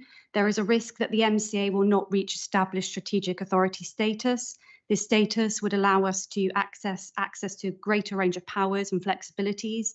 Failure to reach that status would mean that we cannot access integrated settlement and a range of other powers, which may reduce the impact that we can have on the region. So you can see the mitigations planned and in place to achieve established strategic authority status in Appendix 1. It's the last risk, the 9th on the register. The controls are intrinsically linked to the organisational improvement plan. The OIP is that 3-year transformation plan aimed at improving operation efficiency, strategic alignment, governance and financial sustainability within the MCA. This will enable us to respond to evolving government and regulatory expectations and strengthen our position as a leading regional entity. The other significant change in the risk register this quarter is a risk CRR 17 around poor quality performance and project management data. The mitigations have helped to reduce that from 16 to 8. So the plan controls have lessened the reduce of that risk occurring, and that's resulted in a reordering of the risk register itself. Julia Frost is next up, I think, on the agenda to expand upon our progress with corporate performance framework. So I won't say any more about that one. We still have the top rated risk as scoring 25 pre-mitigation as CRR 14, that there is a significant risk that the mayoral combined authority and the unitary authorities cannot deliver all of the CRSTS programme funding model and projects. That remains high, and there is a huge amount of work going on in terms of planned, active and planned mitigations to reduce that risk. Finally, we are developing our plans for the next framework refresh that will be due in March 2026. We're kicking off with a session later this month with our corporate leadership team to assess our risk appetite statements. And we've got a number of areas of focus, including strengthening the alignment between risk and strategic and operational decision making, and further training and resources to staff, developing those to support effective risk management. And any changes will be reflected in a revised framework, which will be presented to this audit committee for comment. So that's the synopsis that I wanted to share today. I'm happy to receive any comments and questions, with the caveat that I'm not the risk owner, but I will do my best to respond where I can. So does the committee have any questions for Abby? Solicitor Shabala. Yes, thanks for that feedback. Just to start off with, how is the risk appetite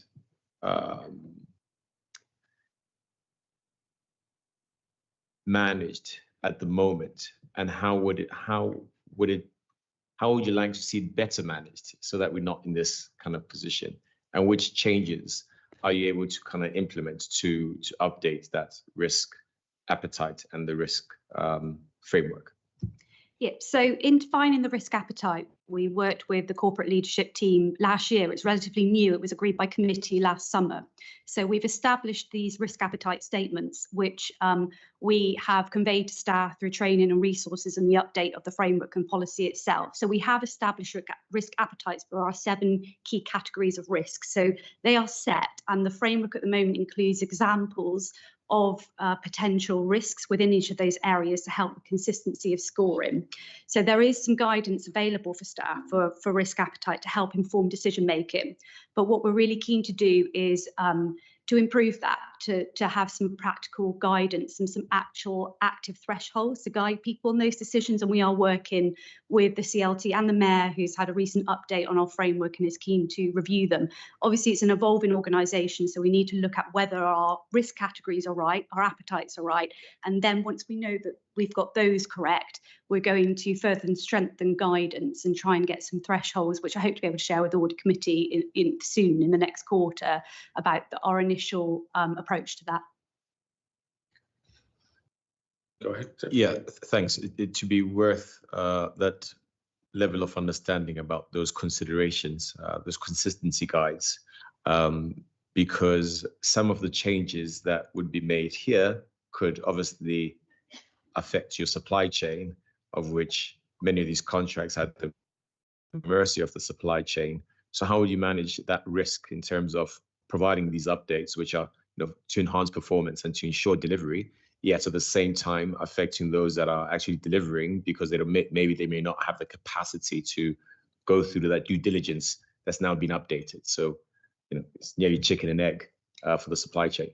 I think that our risk framework allows for those updates. So if we are making a significant change, it will need to go through committee if we're actually changing our risk appetite statement. So we don't foresee significant change. We might see some variation in terms of a cautious or more open appetite in some areas of categories, but the risk appetite metrics cannot really give precise answers in terms of specific decisions. We need to, they're used to usefully serve officers to give them a general steer about the sentiment of the MCA with respect to risk reward calculations. So there will always be discussions when it comes to decisions, in particular projects and risks that will be tailored to that specific project. But our framework allows for those discussions to happen, and the escalation process allows individual risks to be reviewed, and we'll know whether they are outside of appetite boundary as to whether they are escalated at this level or at corporate leadership team level, and whether they need input at a senior level for correction to at least to help mitigate that risk.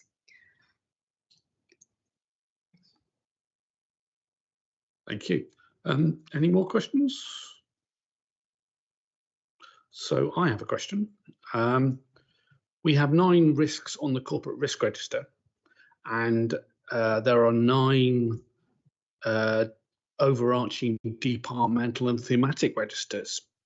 How many risks are not being presented to the committee? So just to give an example about how much other work you're doing in the background, just not delving into these risks, please. Sure. So as you say, we've got 9 departmental risk registers, and across those actively at the moment, we have over 250 risks. There are, in addition to that, individual project risk registers, but the escalation, the SIVIM process in terms of scoring means that they are reviewed by a number of different levels. So they are really ultimate ownership for the directorate register sits with each individual director. They work with their heads of service on risks and project risks. Then there is a corporate risk review group with members from every directorate that helps calibrate and assess the risks, which are then presented to the corporate leadership team in their at a high level a procedure at the moment in terms of get a high level risk for awareness and the corporate risk register that you're seeing today. In addition to that, we started deep delve directorate register reviews, the first of which is happening tomorrow with the corporate leadership team. So CLT will actually see all of the risks for each directorate over the next 12-month period, where it used to be conducted by governance board, that's now being conducted by CLT, so that they can actively assess and see whether there are other risks that need to be escalated to whichever level, and have input if there's risks that are not being controlled at a lower level and need more senior input. So hopefully that gives you some assurance that there is a wide variety of risks at the moment that we're looking over. I'm sure there is. Yes, thank you. And can you just confirm how many directorates there are? So there's 9 directorate risk registers, and with a directorate in charge of each of those. But they're thematic, so there's departmental ones. So you've got Stephen and Bob's one, which is law and governance, but that also includes digital and data. So there's some overlap of actual directorates, but I can provide some further helpful material on that if it's useful. I think that would give us all a steer to show where the risks are being appreciated. Thank you. So if nobody has any more questions, our audit committee is requested to note and comment the risk register, so I think we've noted it. Thank you very much, Abby. Let's go on to the corporate performance management update. To update audit committee on the work underway to develop a MCA corporate performance framework as part of the wider organisational improvement programme. And Julia Frost is going to be giving that.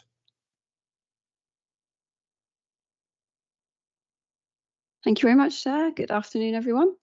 So just a few little headlines I'd like to pull out from the paper. The paper is in response to a request from Audit Committee at your last meeting to provide an update on the work underway to develop and embed our performance framework. So we're working really hard to strengthen our approach to corporate management at the moment in order to ensure we're delivering successfully, we're improving, we're evidencing our impact and providing value for money. This work is, as you said, an important part of our organisational improvement programme, and as such also it will help us to ensure we can reach our established strategic authority status. So we reviewed our current approach to performance management and set ourselves 10 performance maturity goals to work towards, and we're now working hard to deliver against those. Our plan framework covers 2 main aspects of performance. So our organisational performance, how well we do things, how well we manage our finances, our workforce, our projects, and so on. And it also looks at our impact on the region, both directly through our work with our delivery partners and also our contribution to longer term, wider regional improvements. We're developing a set of key performance indicators to enable us to report against each of these aspects. Organisational performance, key performance indicators are well under development, and the outcome KPIs will be linked to the new mayor's priorities and the related outcomes framework that's currently going through the approval process. As Abby mentioned in her risk report, good data is really critical to being able to set and monitor our KPIs. And there's a lot of work in progress at the moment to try and improve data quality and data availability.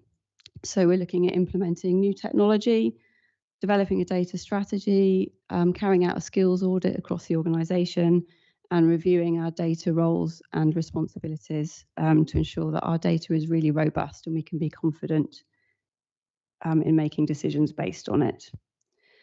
The paper also outlines the internal corporate performance rhythm and the principles of all of our KPIs being underpinned by a bespoke assurance path. So that will involve data verification and performance conversations at all levels. The underlying kind of ethos of that is really to encourage delegated accountability and escalation by exception, and accumulates in a monthly focused performance conversation at our corporate leadership team meeting. We're developing a framework of performance reports in Power BI to facilitate those performance conversations, and we have a draft corporate KPI report set up already. So our focus to date has really been on strengthening our internal performance process, and our next steps will include developing performance reporting for the Mayor and for committees as appropriate. So those are headlines I wanted to draw out. Very happy to take any questions and feedback from committee members. Thank you.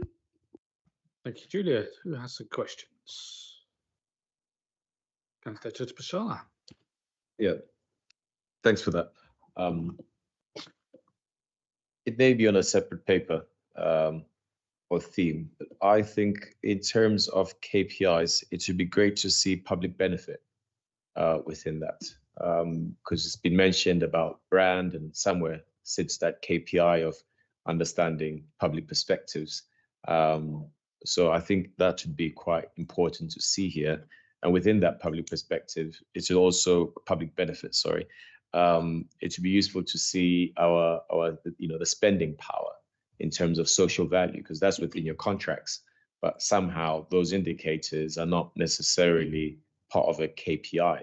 I've been struggling to, I know it is in the forward plan coming up, but at the present moment, as we're moving forward, that public benefit of what you're spending is not necessarily quite clear. And I would have hoped to kind of see it within this KPI framework. So is that something that could be added here? Yes, and it's a really good question. And I think just to note that we're very much in a kind of evolution phase at the moment with this, but the outcomes framework is being developed for the combined authority, and that will sort of detail the benefits to the public of our strategic objectives. And we will build KPIs from the back of those. So they will be incorporated into the framework. It's just going to take a little bit of work to get there. The other one, in terms of people, it'd be good to kind of see disciplinary processes. So where people have been sent on disciplinary, I think something that's very specific and clear. And so, retention, but also what's the disciplinary processes and how many people are going through that channel. I think something along those lines would be quite beneficial. There's something here about employment workforce with completed EDI information. Is that about the workforce equality and diversity as a whole, or is that about completed information? It feels a bit yeah. Yes, it's a bit of a starter KPI, that one. So at the moment, our data around our employee equality, diversity and inclusion isn't very good. So we are trying to improve that first. And then once we've got better data, we can set some more meaningful KPIs that really monitor impact and enable us to do some analysis. So it's a bit of a phase one, that one. Great, thank you. Okay. Any more questions? Councillor Addison, Jennifer? Just a quick one. Would it be the intention for the audit committee to review this performance process when it's completed? I think so. I'm in the process of writing performance framework documentation, which will need to go through internal scrutiny. And I think as part of that, we'll need to decide the path that it takes from there. Okay, thank you. Did you want to come in on that, Stephen? I think it's entirely normal for an audit committee to want to see it. So you'll get the updates, and then when we start to see the actual data returns, I think it'd be reasonable to expect those to come here regularly. So if you forgive me, Councillor Addison, I was also going to bring up the corporate performance rhythm diagram that's on page 177, because it doesn't mention either audit committee or overview and scrutiny, and it does need to be there somewhere, because we do need some sort of visibility of the performances. Yes, absolutely. That's just our internal process, and absolutely the next step is to make sure that we expand that then to committees and the mayor. So that would be a 0.6 on that diagram. Yes. Excellent. Somebody else had their hand up. Jennifer. Yeah, so building on the comments from the councillors previously, with the KPIs, you've got sort of the two categories of them, the organizational performance, organizational health, and then the regional impacts. Thinking about the comments about the broader public value and linking those together, so the impacts that individuals are having and the organization is having. So something to think about that with the KPIs that are there, the ones that you've provided so far are in the first bucket. They're quite hard KPIs. So like, achieving budget, for example, or contracts following, regulations. But given that people often do what they're measured on, sort of thinking, I think, well, right, that's what we all do, thinking about the KPIs from that actual value perspective as well. So things that may be, softer, if you like, so things around sustainability and things like that, actually tracking those as well. If people are measured on those, then their behavior will then move in that direction. And if you have to make a trade-off between option A or B, sometimes you take the option which will improve the KPIs as opposed to actually improving the value that we're providing to the, to the public and the region itself.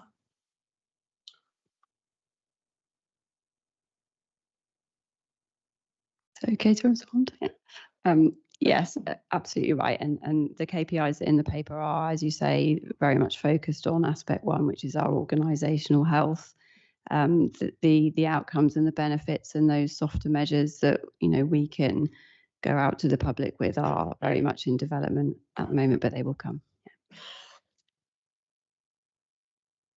Thank you. Any more questions? Absolutely. Just mentioned earlier that there's the 9 directors and 7 areas in terms of the risk appetite. So I wonder, in terms of if you were to mirror your KPI with the 9 directors kind of projects overseeing risk appetite, that whole public benefit, we would actually have an impact report in one way that really celebrates and talks about all the achievements across those 9 directory kind of, so I think that would be quite a holistic thing. Yes. Of which it feels like there could be people that's already doing that and providing that data. Is that something that you could work upon, or is this phase 1 and there's more phases to come of your KPI? That's very much in the plan. So particularly the integration to risk reporting, which I'm working closely with Abby on. But the idea that the vision is for each of those directorates to have their own performance and risk report that brings it all together. And they have regular performance and risk conversations to discuss that. And then things get escalated through the relevant process to our senior leadership team or to our committees. Thank you. So shall I suggest that we shall move on to noting this report? Is everybody happy with that? Thank you very much, Julia. Thank you. And now we can move on to item 13, an update on monitoring and evaluation framework. This report provides oversight to the Audit Committee on progress implementing the West of England MCA monitoring and evaluation framework. Audit Committee endorsed the updated framework in March and requested a 6-month progress update. George Margison, Head of Analysis and Evaluation, and Naomi Bryan, Senior Monitoring and Evaluation Manager, will be speaking to us. Thank you. So yes, this report provides oversight to Audit Committee on our progress in implementing the West of England MCA monitoring and evaluation framework. Audit Committee endorsed that framework in March this year and requested a 6-month progress update. So implementation of the framework's progressed really well. We've done a significant amount of evaluation work this year following the principles and guidance that's set out in the framework. The report summarises this activity. Both MCA, UA and funded delivery partners, their projects have been evaluated, lessons have been identified and are being shared with delivery teams and members of CLT. For new projects, M&E is being planned robustly with the support of the central evaluation team and is scrutinised as part of the business case appraisal process. We're exploring more ways in which impact and learning can be shared more widely across the regional partnership and with publics. We're asking the Audit Committee notes the update and provides a steer on the type and frequency of future updates that they require. We have our own recommendation. I'll go into a few more details of what we've been doing to embed the framework. So a substantial amount of work has been completed this year for the Government Gateway Review of the Investment Fund. This is submitted to government evaluators at the end of July. It's an ongoing process. It will conclude early next year and we'll update the committee on that in due course. Learning from it will feed into the organisation improvement programme to strengthen delivery and accountability. In addition to that, earlier in the year, we conducted a synthesis of evaluations the MCA had conducted to that point, and findings and actionable insights were presented for discussion at CLT. In the transport space, we've strengthened M&E process and practice, particularly across CRSTS funded delivery. This puts the MCA in a better position to evaluate the benefits and impacts from those schemes and the programme as a whole. We're commissioning an interim process evaluation of CRSTS to learn lessons around planning and delivery. And this is being done in a timely manner to feed into planning for TCR, the Transport for City Regions funding. Other large-scale evaluations of note that have taken place include the Mayoral Priority Skills Fund, Retrofit Accelerator, Skills Connect, and Metro West 1.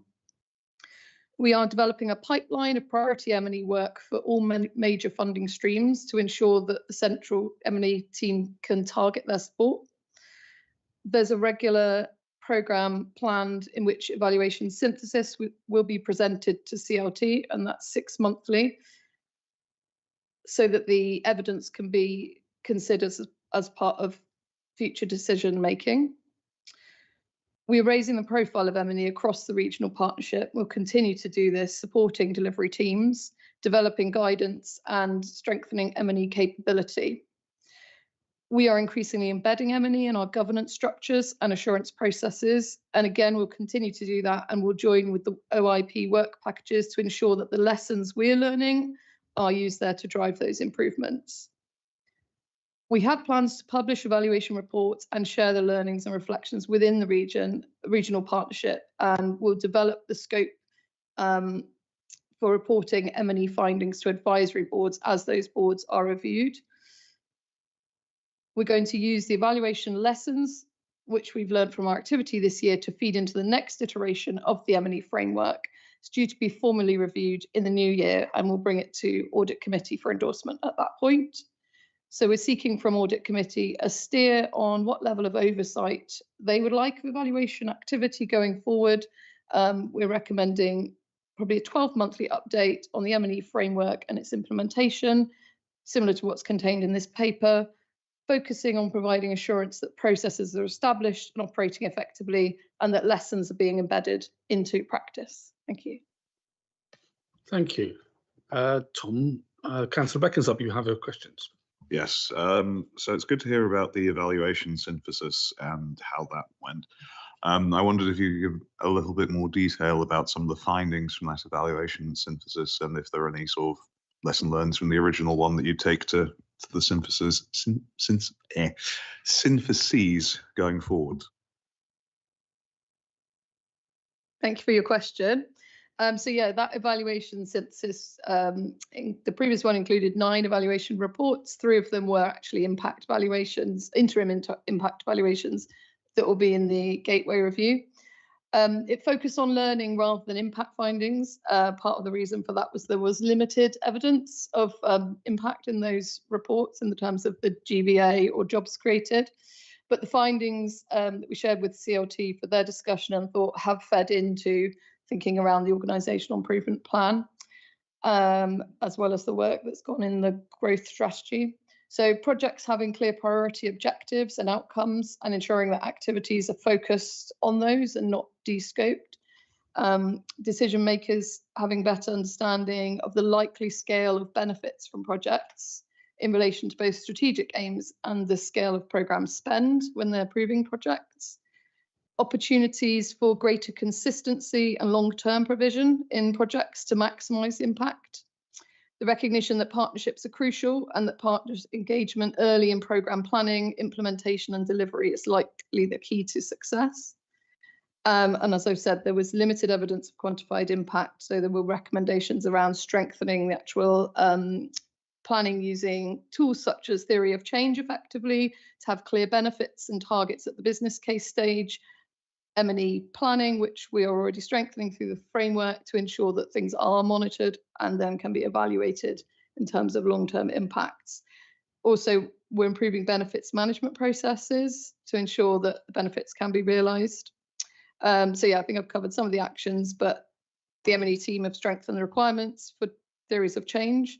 There's a new regional growth strategy being agreed, which sets those strategic priorities, outcomes framework underneath, so that underpins the outcomes, providing a clear link from project delivery benefits to strategic priorities, which will really help with the appraisal of projects going forward.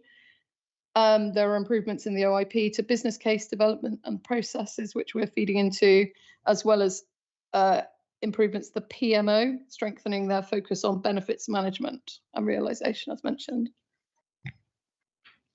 It's very good to hear, especially around the strategic ambitions and how that's being linked in and how we're certainly improving on that. So that's really good to hear. Is there so you mentioned in the paper it's 6 or 12 months. Is the feeling that you wouldn't have enough to report on a 6-monthly basis, or, you know, why the 12 months over the 6 months, just as we come to that decision? So with the M&E framework and the kind of processes around it, which we think the Audit Committee want to have the assurance that the process and practices are being implemented, our intention is to review on an annual basis. So I think that fits in with that cycle. So I think it really depends on the focus, what Audit Committee are going to be looking at. I think we will continue to report, as we said, 6 monthly to CLT and look at ways to feed into the advisory boards in terms of getting messages on impact and lessons learnt to members. So I think that will be probably on a 6 monthly basis, similar to CLT. Okay, thank you. So I have a question, and it's a bit of a chicken and egg question, I'm afraid.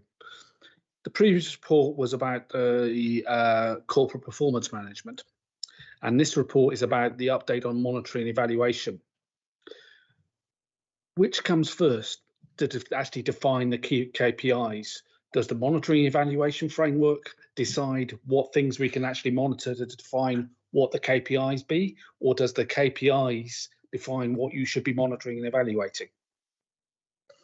Yeah, so I think it's the latter. I think you've got the growth strategy that sets the overall priorities, the outcome framework underneath that links MCA outcomes to those priorities. As evaluators, as projects would be developed, they would look to make sure that there's a clear link between their activities, the implementation of that, to the outcomes in that strategic outcomes framework. And then as evaluators, we're thinking, well, how can we measure those outcomes? And we try and do that as effectively as possible. I hope that answers the question. I think Stephen wants to come. I thought you did a great job there, actually, of describing 2 things that are happening. One is trying to build an organisation that starts from a growth strategy, which is the most clear articulation of what we're here to do there's ever been. It hasn't been approved yet, but it's going to October committee. Alongside that, there'll be an outcomes framework, which will in future, and immediately starting now, to affect what we planned for. But at the same time, we have a very big portfolio of things we've already decided. Well, the committee, let's not forget, these are political decisions in the past that have been made that creates a long tail where we've got to be clear, what are we measuring? What does success mean? Now, the Gateway Review, which is 1,500 pages of joy, I think, George, is the last count, is a huge process. It happens every 5 years and there's an interim one, isn't there? So we've got to do certain things for government at the same time. But essentially what you're seeing is us trying to move to a new way of looking at stuff because that makes it easier for everyone. And at the same time, we've got hundreds of millions, if you include CRSTS, of projects in flight. So we have to be clear what it is we've decided to measure back then. Sometimes that might involve a little bit of retrospective looking at what we ought to have said we were going to measure because we didn't know the time. There's a little bit of stuff in the middle, but it is complicated. The team is really now critically joined up with the work that Julia is doing, the work that Abby's doing, and critically the work that we are doing to create the golden thread from the growth strategy into everyday business. But it is complex. Thank you. I think that's a really important distinction to make sure that we've got the synergies directed in the right places. Thank you. So the recommendation is that Audit Committee notes the update and provides a steer on the type of the frequency of future updates. For example, a 12-monthly update with a focus on providing assurance that monitoring and evaluation processes are established and operating effectively, that the monitoring and evaluation lessons are being embedded in practice. So are we happy to go for a 12-month review or do we want to go for 6? So hands up for 6, please. And hands up for 12. I think some people like less meetings, but nonetheless. The point here, as Steve just mentioned, we are on a journey of change. And within that journey of change, we need to ensure as audits that we are providing the feedback that we'd like to see before that journey reaches its end destination. So I raise my hand on the basis that there's a lot of things that are slowly integrating, coming together with a huge element of change that if we wait 12 months, I understand 12 months is like maybe us sitting back and you just cracking on, but we may have a whole lot more of questions and concerns after 12 months versus actually seeing something as it goes along the way. So I'd prefer along the way. So if others prefer, then I'd still prefer reports 6 months at least, just to reduce shock. Thank you. Councillor Addison? I mean, I stuck my hand up for 12 months largely because the purpose of the audit committee is to ensure that processes are operating correctly, not necessarily to deep dive into the minutiae of the outcome of the processes. And I think 12 months review of how the processes are operating is quite adequate. So we have a majority for 12 months, I think. Time will tell, Councillor Tibishala. So thank you very much.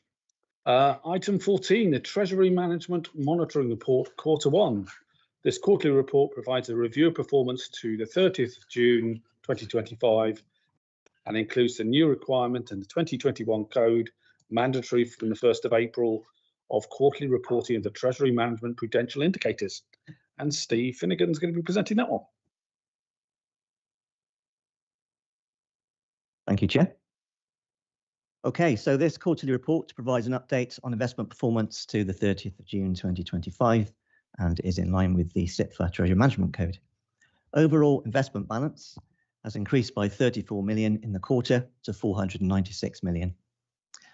That's usually because we received new grants up front for 25-26, sorry. The total investment income for the quarter is 5.9 million versus a budget of 3.7 million, which is a 2.2 million pounds variable variance and an average investment return of 4.6%, which is above the sterling overnight index average of 4.31%. Forecast income return expected for this year is expected to be 19.2 million pounds versus a budgeted figure of 15.1 million, which is a variable variance of 4.1 million. We do currently have £47 million that remains in the strategic long-term pooled funds, and we have a £5 million Treasury reserve, which is retained to cover the capital loss currently on these pooled funds.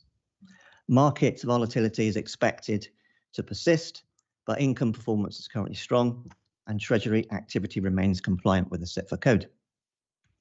Performance against the key indicators which monitor our exposure to investment risk are all within target.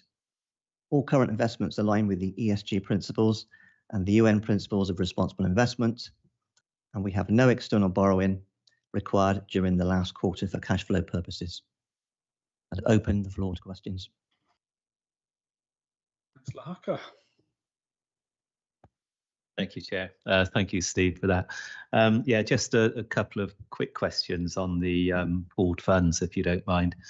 Can you remind me of when the investments originally took place?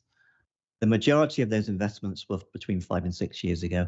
There was a social housing real estate investment trust about 3 or 4 years ago. The majority of them were taken out just prior to COVID and during COVID. Mm-hmm. Okay, thanks. Yeah, obviously it's concerning to see that the value still hasn't recovered.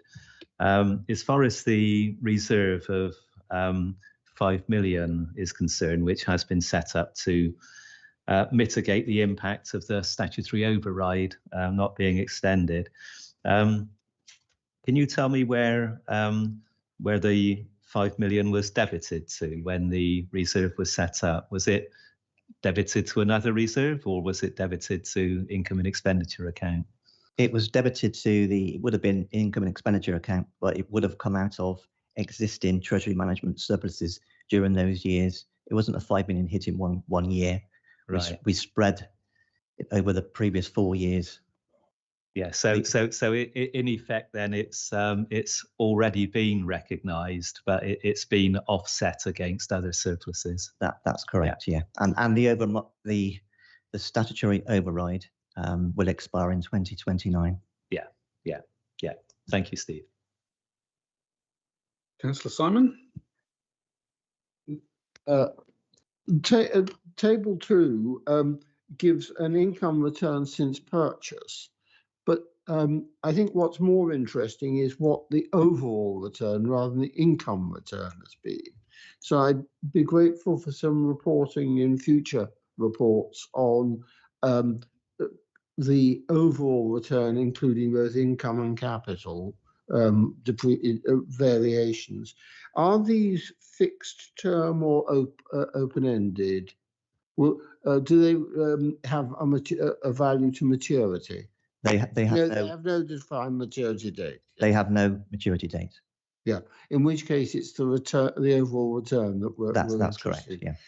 I take it that the ones in table 1 are cash funds and therefore don't have always at par.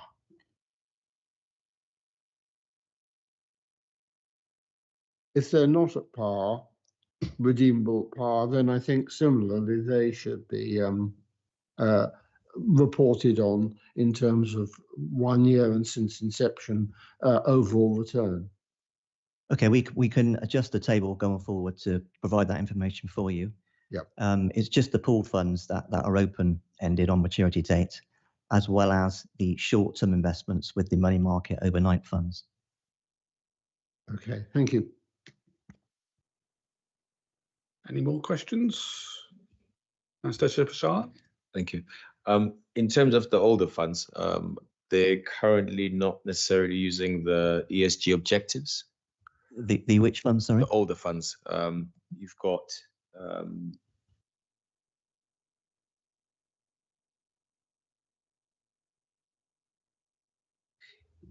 yeah, so the older funds that were not necessarily part of the, what you call them, the older funds are the pooled investment funds from 5 years ago. Yes. Yeah. And those funds, are they currently using the ESG objectives? Those fund managers are, yes. Oh, they are? Yes. Okay, brilliant. So the new funds and the old funds are both using the same? They both are, yeah. They both.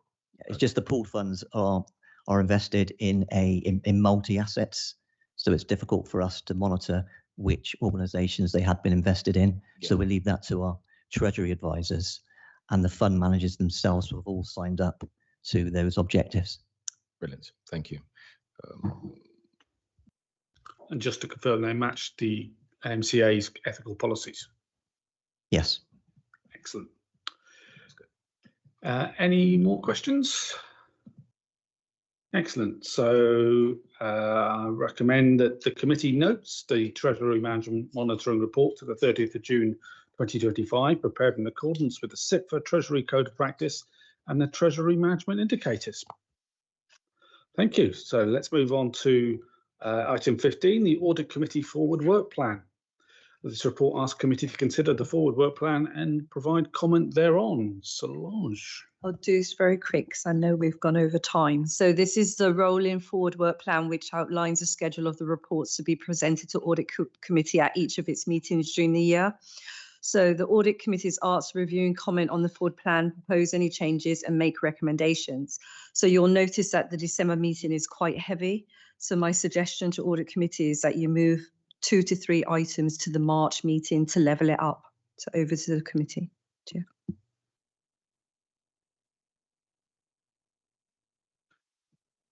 Propose. Which ones do you? So I suggest you move the National Fraud Initiative, the governance arrangements, and the UK SPF to March.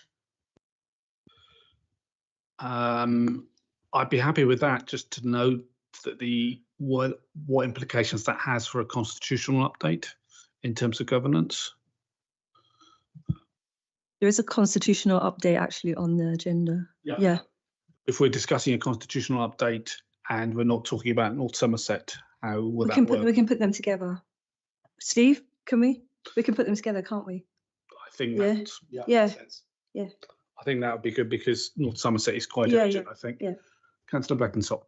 I certainly appreciate the point of that, but if the problem is the sheer amount anyway, merging 2 items, I don't think is necessarily going to change the amount that we have to get through. So we might want to find something else to move on as well. You could possibly move the CRR8 deeper dive. Can you remind us what CRR? I need Abby, but yeah.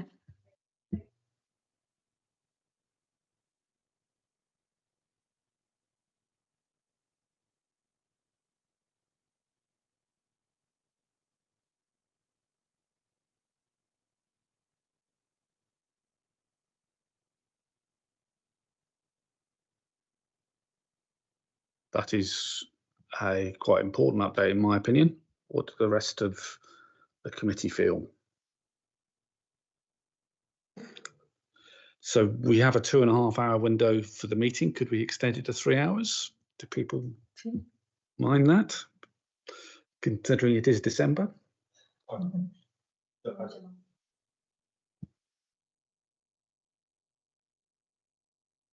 I believe that you can extend it if the committee so wishes. So you could either decide maybe to start at 10 o'clock rather than 10:30, or you can go until 1:30, whatever the committee chooses. Obviously, there is a standing diary appointment at the end of each meeting for members to meet with the auditors if they so wish. So obviously that would also be pushed later if a committee wished to do that as well. So I'd like to propose that we start at 10 o'clock, not 10:30 for that meeting. Yeah. So show of hands, just to make sure everybody's bought into it. Thank you very much. So do we need to drop anybody? Drop any items? Might get through. Might get through. The National Fraud Initiative we can probably skip if necessary, I think. Does anybody want to bring any additional items to the March committee? We'll consider that in December then. Thank you very much. So the committee, we suggest we agree to the committee, to the forward work plan. Yeah. Item 16, points to refer to the next committee. The committee is invited to raise issues they wish the chair to raise on the committee's behalf at the next meeting, the MCA, in October 2025. If you could do that in writing to me and Toby, that would be very useful, please. I suggest. And if you want to move on to item 17, which is provide feedback on the meeting, if you do that in writing to me and Toby, that'd be very useful. The date of the next meeting is the 8th of December 2025.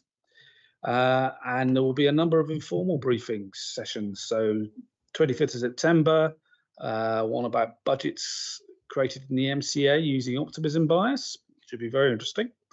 The 10th of November, social value. I'm sure Councillor Tibishara is going to be clearing his diary for that one. And the 25th of November, Treasury management to be run by Nick Keeling. There will also be a health and safety session for members on December the 9th. I'd like to, at this point, unless anybody has any other business, to close the meeting and to remind you that we do have the access to Grant Thornton directly after this meeting, though I think we'll probably need a comfort break in between. Thank you very much for attending and see you all soon.